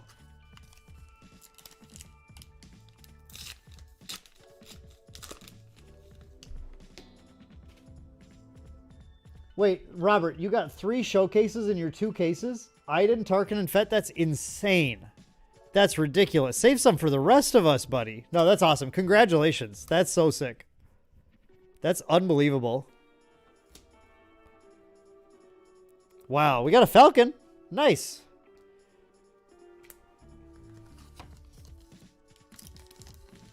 Yeah, the old scripted content argument. That's right. Yeah, TC, I think that's really what it's going for. It's just like, yeah, there's more stuff for more people now, I think. And there is some excitement because we're going into another round of movies. You know, there's people who are getting pumped about that too. So, and you got like the book readers loving the High Republic stuff right now. Yeah, it's just, you're right. More rounded is probably the way to say it. Gorilla Attack Pod. Ooh, cool hyperfoil here. We got a hyperfoil Fallen lightsaber. This is sick. This one looks really good. Look at the colors on this thing. Wow, this is one of my favorite looking cards yet. Holy cow, this looks sweet. I love opening hyperfoils. They're so nice. They make me so happy every time. Holy cow, that's great. I can't wait to get Maul, Ahsoka, some of these other characters from like Clone Wars era.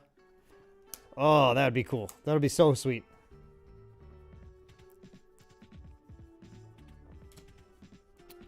So sweet. We got a Jedha City and a foil 7th Fleet Defender. Yeah, Rookie. I mean, that's a good point too, is that TCGs are the biggest they've ever been right now as well. When Destiny came out, they were on kind of a downturn overall. But they're pretty good right now. Yo, sick. These hyperfoils are delivering here. This is my second hyperfoil make an opening. I'm going to be playing both of them. Because I need Sabine to be dealt with. I need her small drops to go away. And again, this still looks insanely cool. Wow, that looks good. Oh, hyperfoils look so sweet. I can't handle it. Yeah, the reds, you're right, Kyle. The reds and oranges look really good. And like on this one, anything where they're like characters in black and background in a lighter color, or like ships on a black background, those all have, those pop in different ways, but they look really good. Usually, so it's like, I think it's like a lot of high contrast is really good for hyperfoils because of the way they did the foiling. You're really looking for high contrast card art. Traitorous and a foil resupply. Asajj, yes, Corbell, I agree. Very, very cool. IG-88, or IG-88. We have an Infiltrator's Skill. We have an at Suppressor, just for you, TCG Baron. We have a Rook, and we have a foil Hardpoint Heavy Blaster.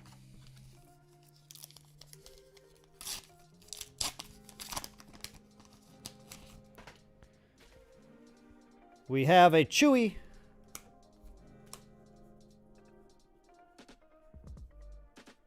Yeah, I don't know. I still have a good feeling about this. I still have a good feeling. I think we're getting there. Foil Rugged Survivors. Yeah. Yeah, it's nice. It is nice to be an adult with money. It was a lot harder when you were a kid. Aiden? Just like begging to get a few packs for Christmas or something. We had Vader. Good box so far. Nice. Got that Vader. Foil Snowtrooper Lieutenant. I guess 88. Yeah. Do you have a main deck I'm playing now? Pun intended. Yeah, nice. The deck that I really enjoy playing the most, I don't think it's the strongest one, but the one I enjoy playing most right now is green Luke. Deck is really cool. Just playing, you're actually looking to play 1-drops turn 1 and shield them using like Alliance Dispatcher and Bail Organa.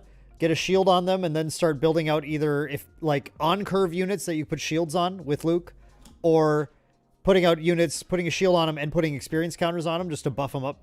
That deck's really fun to play. You got a Hyperspace foil base, by the way. I didn't say anything. I was just thinking about Luke. I really like that deck though. Okay, Nuclear. Well, thank you so much for joining tonight anyway. Hopefully I can get that showcase for you right now. Or not. But hopefully we can get it before you have to go, or at all. But thank you so much for joining tonight. It's been really nice having you here chatting. Count Dooku Hyper. This is just regular, not hyper foil, but like looks really nice with that art. I like the artwork here too a ton. Put that bad boy here. Here's where I put him there, right? I think that's what I do. And oh, it's a triple rare pack actually. Heroic Sacrifice and Foil Fet's Fire Spray. Whichever one I lend you, Taylor. Yeah, true. You're going to love my IG-88 deck. I'm going to give you an IG-88 deck, and you can try to win with it. It'll be a fun struggle. Ewing Reinforcement and then Foil Cantina Braggart. All right. Good night, Adam. Thanks for joining. Yeah, Nigon, I'm doing my best. I'll try. I'm trying to get it. Come on, we just want to see it. Everyone wants to see it in chat. We got a foil ghost. Nice. Solid.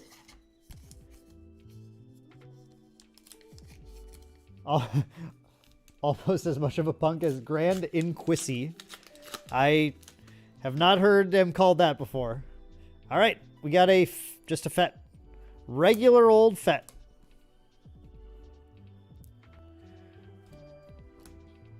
We have a Relentless, a foil cell block guard.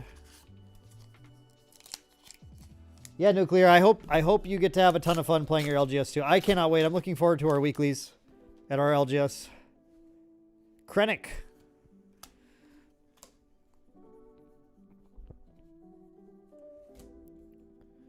We have an Electro Staff and a foil General. I always pronounced it Tog, actually. I don't know if I've heard it pronounced. I don't know if it's Tog or Toggy or Taggy. I feel like a fake Star Wars fan saying that, even though I don't think those are things. But it's, I always felt weird that I didn't know how to pronounce it. But I had a friend growing up who always pronounced him Tog, so I think I just did that. We got Han Solo and a foil. Ooh, cool. A little Din Djarin action. Foil, hyperspace, snapshot reflexes. Getting low on this box. We need that showcase to show up right now. Well, you know what? I'll take a Hyper Iden, actually. That's pretty cool. I'm happy about that still. That's a good one. But it could have been a showcase Iden. So there's that. It could have been. Wedge and foil Fighter of the Wilderness. How many commons, uncommons, rares in the set? Not off the top of my head. I don't know the number off the top. Is it on the pack? No. Most interesting deck you've seen is Chewbacca Cunning. They kept playing high HP guys with grit and using resilient. Yeah. Yeah.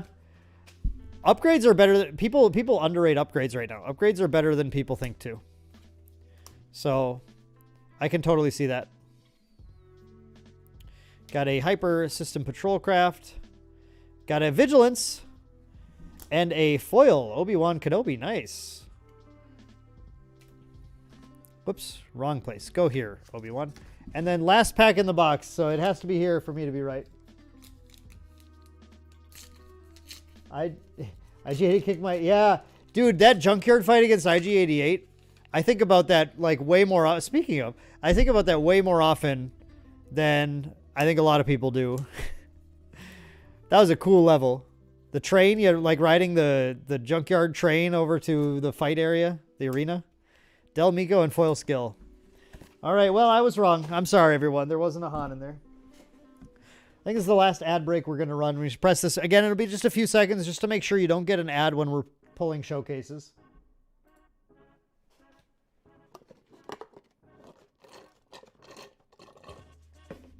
All right. It takes me a sec to get the box out of here anyway. I also was told it's the 13th pack in the last box, so we'll have to see. That box, though, had a Vader and a Falcon, so it kind of didn't matter what else happened. It was good. But the Vigilance and the foil Change of Heart were welcome as well.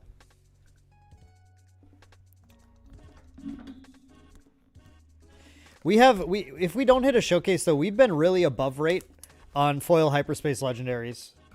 So, like, it's really hard to be upset about that. If I don't pull a showcase, do you get a refund? Did you pay anything to be here, Travis? Are you getting conned by someone? Feel another gaming stream coming up for Star Wars? Oh, like our Twitch ones from the other year? Boba in this box, Han in the last box, Kyle. That would be insane. You can't even tell me something like that. That's wild. Yeah, those were fun days, Dodds. But the channel has grown a lot when I stopped doing that and refocused on doing YouTube content instead. Unfortunately, but those are really fun. It would be fun to do. We've been talking, Dodds. You should pay attention to the Discord, to the main deck Discord, because I've been talking about when I can find a night, I'm gonna play through a game I played in my childhood called the Yukon Trail, which is the sequel to the Oregon Trail, and I found it online for free, and we're just gonna play through that for fun on the Discord sometime. So like, I don't think it'll be on Twitch. It'll just be like in a channel in the Discord, but keep your eye out for that at least. I'll announce whenever I find a night to do that, but it might be a while because I'm way too busy. If no showcase, just hit me up next time in the city. What? That doesn't make any sense, PG, but I will definitely hit you up for sure. PG, are you in the main deck Discord? I don't always connect YouTube names with Discord names, so I don't always know who I'm talking to, but I will definitely hit you up just to hang out for fun, for sure. I'll definitely be back. You played Yukon Trail, Dodds? That's sick. have to do is buy a case to open on May 4th and guarantee. Ooh, is that how that works? That would be sick. I don't think this is a showcase. Nope, it's a cheer it.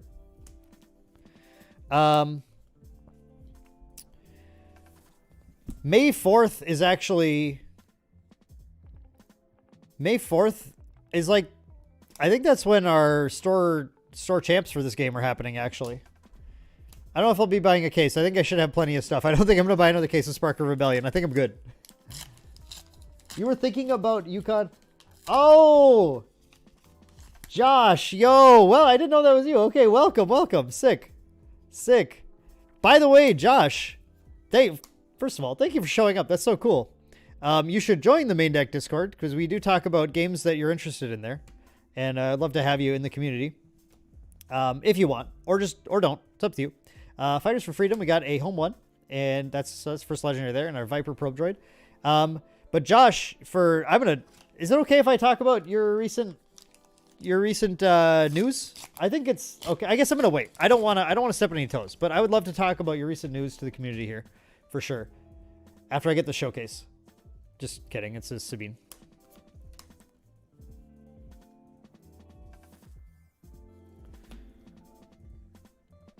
Okay, excellent. Excellent. I look forward to having you in the community. We got another mace. Another mace, everyone. Okay, awesome. So Josh Massey was the one who was setting up all of the organized play. We got Hera here for Star Wars Unlimited and did a great job putting together a wonderful structure. I'm really looking forward to exploring all of that. But Josh has recently taken a job now at UVS Games, which was like wild news to me, hearing about that, because we've been following UVS for a very long time. UVS is our least common content right now, just because of like the general interests of our local play area and everything. But we've been following UVS for years and doing content for people who don't know, that game used to be called UFS, Universal Fighting System. It's just a continuation of that. And Josh is now going to be doing OP for UVS Games, which is really exciting because I think that I'm trying to figure out how to word this correctly. UVS has so much potential and just really need to nail some execution of some of the things they're doing this year as they're building up and adding more like licenses and everything to what they're doing. So I am really looking forward to seeing what Josh brings to the table to help UVS grow and become the game that it has the potential to be. If Millennium Falcon has an upgrade on it, do you defeat the upgrade, or does it also return to hand? The upgrade on it, do you defeat the upgrade? 12, I'm trying to figure out your question. Millennium Falcon, what do you mean? Like when Millennium Falcon dies or something? Oh, if you return it to the hand. Okay, I see. If you return Millennium Falcon to your hand, the upgrade will be defeated. The upgrade goes bye-bye, unfortunately. So just keep paying the one instead. Just keep paying the tax. Because you want your upgraded Falcon to stay out there. We have a Hyperspace. I had no choice. Agent Callus and a foil Gideon Hask. We had a triple rare pack. Sick. Rip UTS? No, UVS is still going. They're totally fine. They have invested a lot and they're growing and they've got some big IPs coming. We're just hoping that they can really start to nail things across the board. They're working on revamping their demos this year to help people learn the game, but honestly, UVS's biggest hurdle is that it is a foil Chimera, cool. UVS is one of the hardest games, one of the largest barriers to entry as far as just like learning and understanding the game of any TCG on the market right now. We got a Hyper Sabine. So UVS has some really, really cool properties coming. They just brought back Yu Yu Hakusho. They've got Attack on Titan later this year. Critical Role decks are coming soon. So there's a lot of like cool stuff coming for UVS. Got a Jedi Lightsaber and a foil Vanquish. But the problem is they need people to pick up the game, learn the game, like get demoed the game, and then like understand it better than they have been. We got a Krennic Hyperspace. I think that's the biggest issue that they have. So I'm looking forward to seeing how they can try and address that. Because if they can address that, then they're going to have a good time. Because they have a bunch of good properties. It'll be really fun. Oh, I see. UTS. Yes. Okay, I remember now. The Street Fighter game. I'm sorry. I just thought it was a typo. Thank you so much. They didn't cut the organized play team. No, they didn't cut the organized play team. That's not what happened. People are going to get conspiratorial about it. That's okay. People change jobs sometimes. It's just something that happens. That's all. We got another TIE fighter. Inferno 4. Not Hyperspace this time, unfortunately. Yeah, Kyle, I totally forgot about their tabletop game. Yeah. Well, Jasco was too small. Like they were pretty ambitious for what they were trying to do, and they just didn't have the employees sometimes to make that work. And I mean, partially because, you know, the UVS, or at the time UFS, was just such a small game. It wasn't growing, and part of why it wasn't growing was it was hard for people to pick up the game and learn and get into it. IG-88.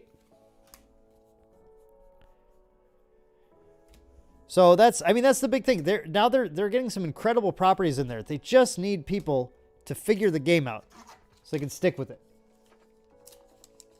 It's a fair question, TCG. No, I mean, like, given history, it's always fair to, like, ask, but that's not what's happening here, as far as I understand. Got a Consortium Star Viper Hyper. Got a Regional Governor. And I haven't gotten too many of these, I feel like, actually. And a foil Battlefield Marine. I don't think anything is getting cut for Unlimited right now. I think Unlimited is on the grow. That's it. Emperor Palpatine. Yeah, I'm looking forward to seeing what Josh can do with UVS and how they can continue to figure that out. We got another foil Hyperspace Cloud City Wingguard. Getting doubles across the board here. Which is cool. Like, I feel like I would rather get a bunch of doubles of a lot of these Hyperspace cards than get, like, just one of each one. It means that more often I'll be able to have all of them in my deck be Hyperspace foil. We got, yeah, these Hyperspaces, these Hyperspace foils are looking like, this is my second one of these too. Pretty similar. It's, interesting. Interesting. Cheer it. I gotta get these commons out of here. I got too many commons piled up. We're almost done with this box. We'll get the commons as soon as this box is done. Thoughts on Palpatine leader? Palpatine it just needs to go so late to get value. He's the trickiest one. I think Palpatine is going to be the weakest to aggro decks. Because you can't, like, Iden decks can flip Iden and have a massive turn in kind of that mid-late game, and then kind of be, like, in control going to the late game. But Palpatine doesn't get his free drop until too late in the game for a lot of aggro decks. I think it'll be a classic meta thing where you're probably not going to see a lot of Palpatine success early on, but as the meta develops and mid-range decks start to kind of kick out aggro decks a little bit and make them win less, and mid-range decks start to kind of perform well enough, Palpatine will do well against the mid-range decks, because what Palpatine gets to do is, after the mid-range decks have deployed their endgame threats, Palpatine just gets to say, your Avenger? Actually, that's my Avenger. And gains a crazy amount of value against mid-range decks. Because if you think about it, the way, like, mid-range control decks, like Iden, are, like I was saying earlier, you're just trying to build to the late game and then play better cards than your opponent. But what Palp does is takes the cards. So the better your cards are, the better Palpatine is. And that's also why against aggro he's not as good, because aggro just doesn't run as many good cards. They're just trying to win before the good cards would be played. Got another aggression, nice. And a foil Asteroid Sanctuary.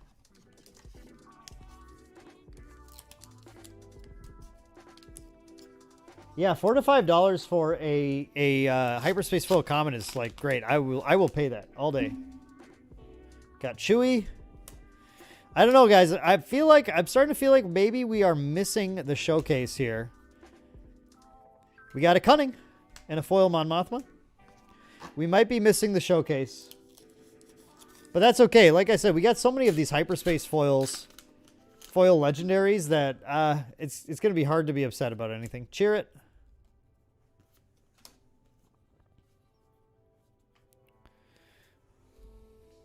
We got a Del Mico hyperspace. Very cool. Redemption and a foil Greedo.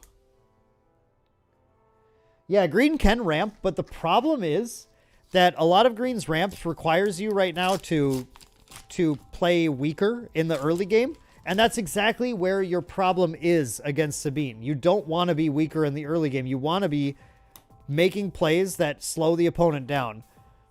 So that's where, like, against mid-range, it's okay, because mid-range early game is defensive.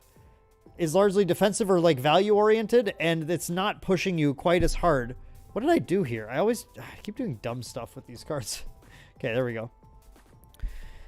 So, like, that ramp should actually work better against a mid-range deck, in theory, than the aggro deck. It's just, it probably just goes so late. It's just going to be tough. It's going to be tough every time. We got a Dooku and then a foil Keep Fighting. And then one last pack in this box, and we're moving on to the final box. It's a Hyperspace Jin. The Hyperspace always get like get me kind of excited every time. It's like, oh, it looks a little different, but it's not a showcase. Not a showcase. Foil Rogue Operative. Okay. We have one box left, everyone. One box left to try and hit that showcase. We're going to get these commons out of the way.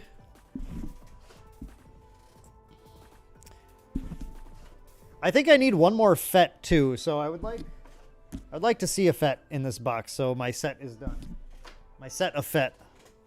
This box's legendaries were... This is probably, honestly, it did have 5 legendaries, which is nice, but this is one of the weaker boxes we've had for legendaries. I haven't opened a single command yet. I haven't opened a single command legendary. Well, shoot. That's too bad. Maybe there's one in this box. Yes, Ryan, this is box 6 of case 2. Dodds called pack 13 on it for a showcase. 12 packs and then a showcase, Dodds says. All right, what I'm going to do is I'm going to pull the packs first so I can have the pack 13 laid out, because if Dodds gets this, I don't know what I'll do. That would be insane. So let's see. I'm going to do them in the order I would be grabbing them in. 3, 4, 5, 6, 7, 8, 9, 10, 11, 12. Here's pack 13. Okay. So, at the end of the stack, according to Dodds, is a showcase. Final box, everyone. Final box. We will try and find that showcase. Again, if I don't get it, I'm glad if you guys do. It's not a big deal for me. I love Star Wars. I'm playing Star Wars. No matter... Sorry, I got to make sure to flip these on camera for you. Thankfully, that wasn't the showcase. So I'm going to be playing this no matter what. I want you guys to get good pulls that make you excited to keep playing Star Wars. Foil Electrostaff, double rare pack. Ryan says pack 18 is showcase Grand Inquisi. That'd be cool. Got a Palp in pack 2. We got a Bounty Hunter Crew. Fighters for Freedom. We got a black 1. Is this going to be one of those mapped boxes? Daniel said, out of 4 boxes, the starter decks and pre-release, I'm just missing a Cunning, but I have at least a Hyperspace or regular of every other card. That's sick. That's great. Nigon, this is the final box. And we are hoping right now. We are hoping. We got a Krell and some Vigilant Honor Guards. That can happen. I've seen it happen, Nigon. The final box. It can have it. But it's not this pack. That's for sure. But again, we got 3 Hyperfoil legendaries. Like, we're not mad. We're not upset. We got a Hyperfoil Battlefield Marine, too. This is a 2-drop All-Star, by the way. This dude's just, the stats on this guy are great. What a champ. We love Watchwolf. We love Watchwolf here. All right. And? Nope. No Fett. I mean, I don't know why I'm doing this, because Dodds says it's pack 13. So, you know, I assume Dodds is right. Dodds knows. I don't know why Dodds wouldn't know. Foil Pirated Starfighter. Yeah, Daniel, Palpatine it's just slow. Yo, Justin's here. Justin, yeah, isn't it good? Isn't it good? So, Justin, this is funny. Wait a second. We have Josh, the OP manager for OVS now. For OVS. Josh, the OP manager for UVS in chat. And we have Justin, the OP manager for Altered in NA in chat as well. Man, where's if one of our Grand Archive guys would here, we'd have that'd be sick. That'd be really funny. All these OP managers are in here. Well, thank you guys so much for joining me tonight. I really appreciate it. This has been a lot of fun. We've had a lot of sick pulls. On a really rare occasion, Dodds, I'm hoping it is really rare. I really am.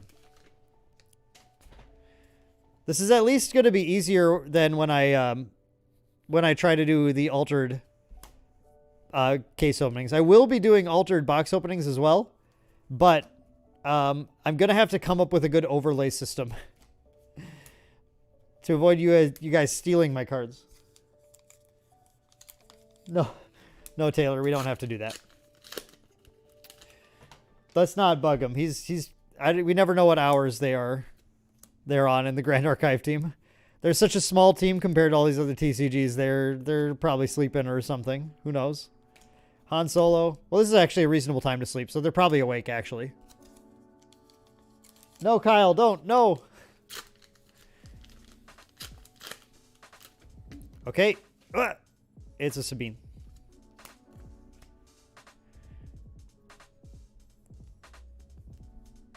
Okay. ECL and a foil hardpoint. We're coming up. This is pack 10. This is pack 10 in the box. Only the black ones so far. We want to see a few more legendaries. Like a command, please. Command. I really could use a command. No commands is kind of painful. We got a redemption and a foil hyperspace hardpoint heavy blaster. The Scythe. Yeah, Justin, I'll figure it out. It's no big deal.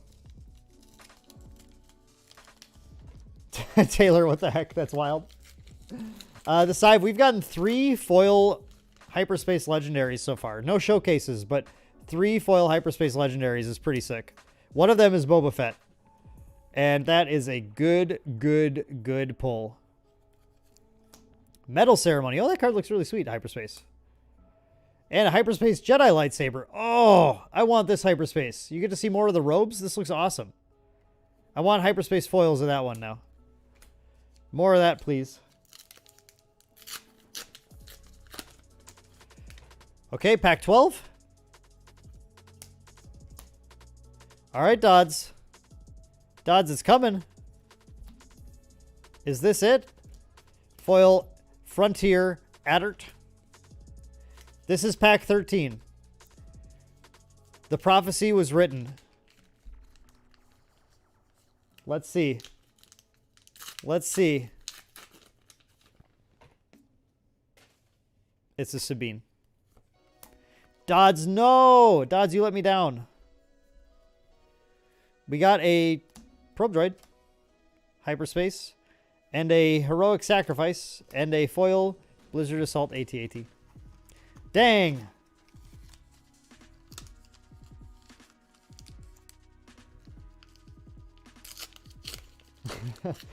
The Scythe, this is the last box of the last case.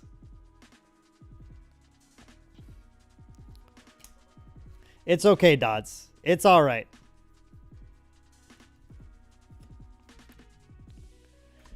I'm not mad. Yep, you win some, you lose some. Yep, box 12. Box 12. Box 6 of case 2. And it's a showcase. No, it's not. Just kidding.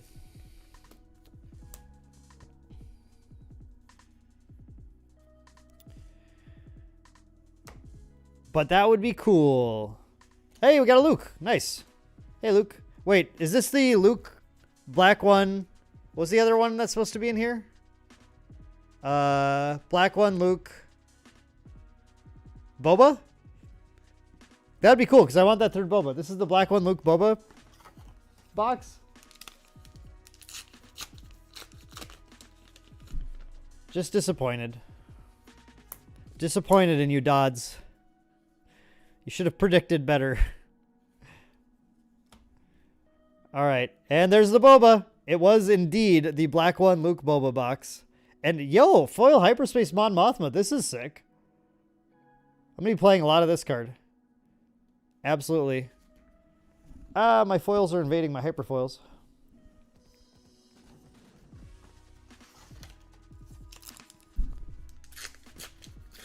All right. And? Yeah, it's just a Jin. Nothing's changed. No, Dodds, I'm not disappointed in you at all. I'm so happy that you came here, actually. I'm so happy you saw this and popped on. Because it's been so long since we got to hang out together on these streams. Foil restock. I'm just glad this was the black one Luke Boba Fett box because I wanted another Fett.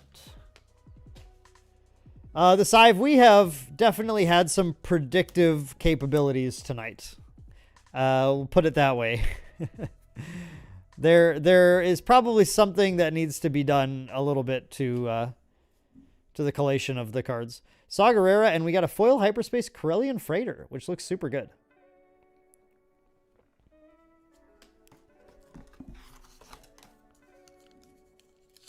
Yeah, there is at least one apparently, because we can exactly call the legendaries that come in this box.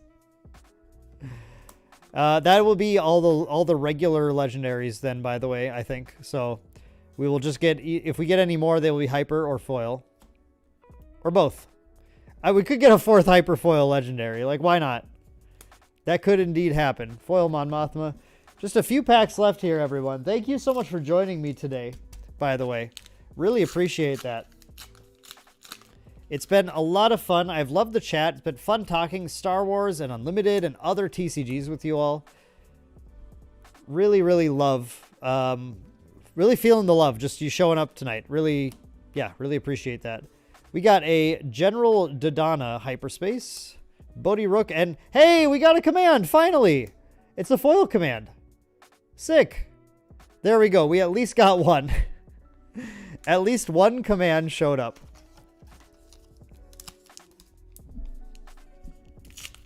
Do a sheet for card efficiency. Oh, yeah, sure. Yeah, those formulas can be kind of fun to look at.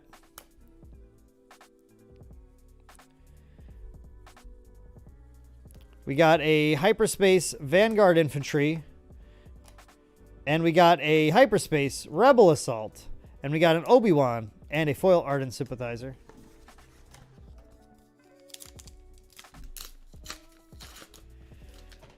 All right. It's a Tarkin. I'm just wishing now.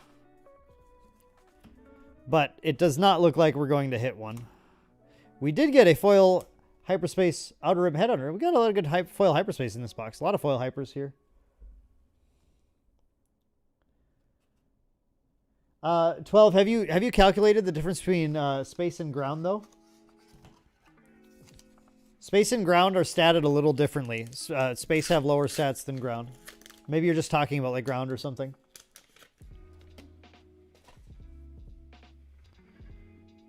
We got a Grand Inquisitor, Grand Inquisi, but it wasn't the showcase one. It binds all things in a foil A-Wing. And everyone, this is it. This is the final pack of the final box. If we are pulling a showcase tonight, it is in here. Let's see what we get. Do we have last pack magic? We don't. No showcases tonight, everyone. Unfortunately. But we're not going to be sad because some of you all have had some incredible showcase pulls. We got another command. Wait, the box was different. The box had a command in it. Taylor, oh my god, if I ripped this and then it had a Cerveza Cristal, that would have been incredible. Oh man. The box was different though. The box had a non-foil command in it as well. And a foil command. So at the end, the box did deliver. It didn't deliver what we wanted, but it delivered what we needed. What an outrage. You weren't scammed out of time. You got to see some sick. You got to see this. You got to see this thing. This was sick. All right. Okay. Hang on. Hang on. I'm going to put these cards away and we're going to fan out the legendaries from that case. And then we're going to put them all together. We're going to show you. We didn't hit a showcase, but these boxes, these cases were pretty fire. Sort of close to the double legendary. Yeah, true pseudo. Sort of close. These cases were fire even without a showcase. Yeah, I'm sorry, Nygon. I know. Missing the dramatic element of it all. Where's the drama? What is YouTube without drama, you know? Okay, but in this case, maybe it's easier to do it this way. I don't know. In this case, we had, this was box 6. I think I can actually fit everything in here. Put this commands together. This was box 5. Apparently a Don't Get Cocky snuck into the legendaries. That's not a legendary. Box 5, probably the weakest box that we had. Box 4. Okay, thanks, Josh. Thanks for hanging out. Really appreciate it. It was a lot of fun chatting with you. Box 3. Box 3 was super sick. Box 2. Also quite good. And box 1 with another Vader. So this case still hit 2 Vaders, a Hyperspace foil Fett, and a regular Fett. We got 1 Luke, at least 1. That's good. A couple Falcons, right? No, just 1 Falcon. All right, let me lay this all out. Yeah, Don't Get Cocky is not bad. Yeah, the rage clickbait video is coming. Absolutely. I'm gonna take all these now. And I'm gonna put them with everything else. So we're gonna see what legendaries we have and what we're missing here. When all is said and done. Okay. Super lasers, devastators, force lightnings. This is gonna be quite a pile. Okay, cunnings. Aggression. Get this stuff out of here. I'm running out of space here, sorry. Fett. I think it's kind of interesting how there weren't any, in the set, there weren't any, like, just heroism or villainy legendaries. That would have been kind of cool, I think. I'm going to get everything sorted better in just one moment. Bear with me here. I just need to get things laid out. Change of hearts. Falcon. Vader. Okay, Fett. There's Super Laser, Aggression, Avenger. Black one, Lightning. Dev, Lightning. Again. Okay. So, we had... Getting a manicure first? You know what, Bobo, we should. We'll go get a manicure next time. Thanks for tuning in, Pseudo. Really appreciate it.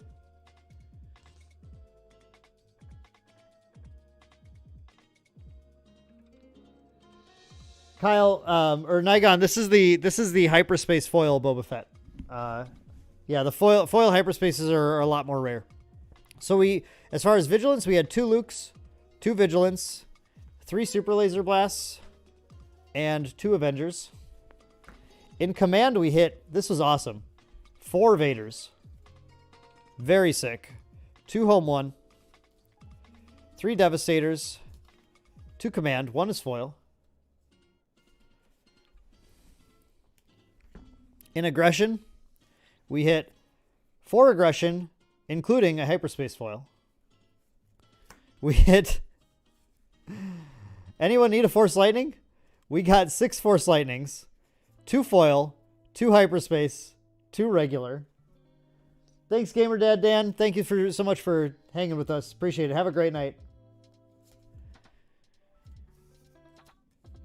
We got 3 black one, all regular. And we got 5 Windows, 1 Hyperspace. And then in Cunning, we got 3 Fet, 1 Hyperspace foil. We got 4 Change of Heart, 1 Hyperspace foil, 1 regular foil.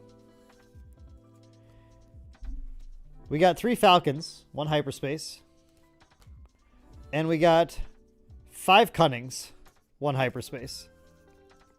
So, those were our 2 case pulls. Pretty good. I did pull a Luke already. I think, like I said, I might have 2 Lukes. So I'm pretty good there. Could use another Vigilance. I think I actually have the Venger. I think I'm good there. I have a Home 1. I need a Command? A Command and a Vigilance might be the only cards I actually need now for Legendaries. So I got Falcons, I got Cunnings. Yeah. I'm missing 1 Command, 1 Vigilance. Otherwise, I have a playset of everything. Plus, I could easily trade for things. So 2 cases will definitely get you should get you pretty close to your Legendaries unless things are like really bad. But you should be able to trade to get things you're missing. Hyperspace foils. We had the 3 Legendaries plus 1, 2, 3, 4, 10.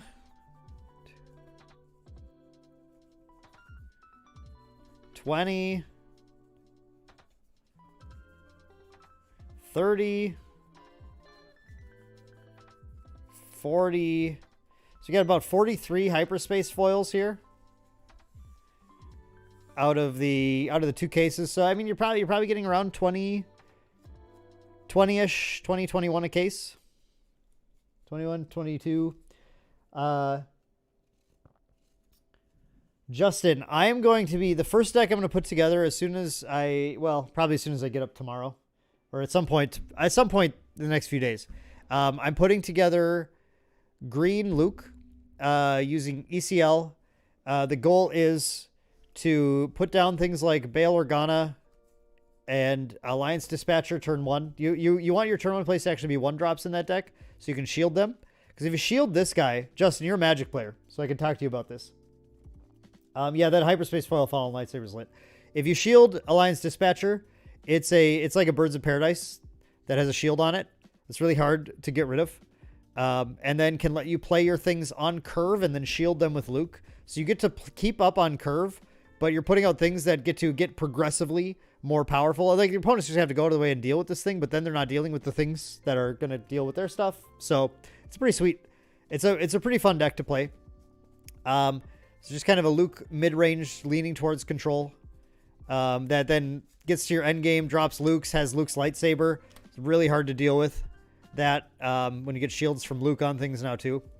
I'm also going to put together my favorite Iden deck. I like control. I'm a control player. So I'm going to be taking a lot of these foils and Hyperspace and stuff and putting together various control decks. Not the full Palpatine control, the sort of mid-range control that does pretty well against against the aggro decks and other mid-range decks in the format.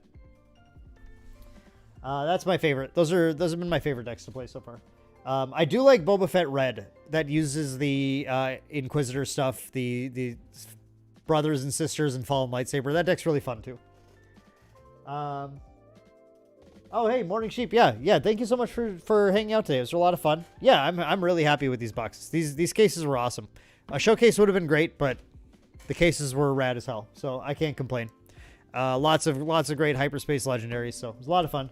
So I think we're going to be signing off here, everyone. Thank you so much for hanging out with me tonight. It was a ton of fun. Really, really appreciate you tuning in for these. We will continue for every set release, for every game that we're covering, that we're focusing on. We're going to be doing these streams, so you can expect more of these for Grand Archive, Star Wars Unlimited, and Altered. We're also going to have there will be a few streams coming up. Before you leave, I'll show you. I got sent this stuff. I don't know when we're going to do this stream, but I have some Otherverse product that they sent me. So this is a little teaser. I'm going to put this on the schedule at some point.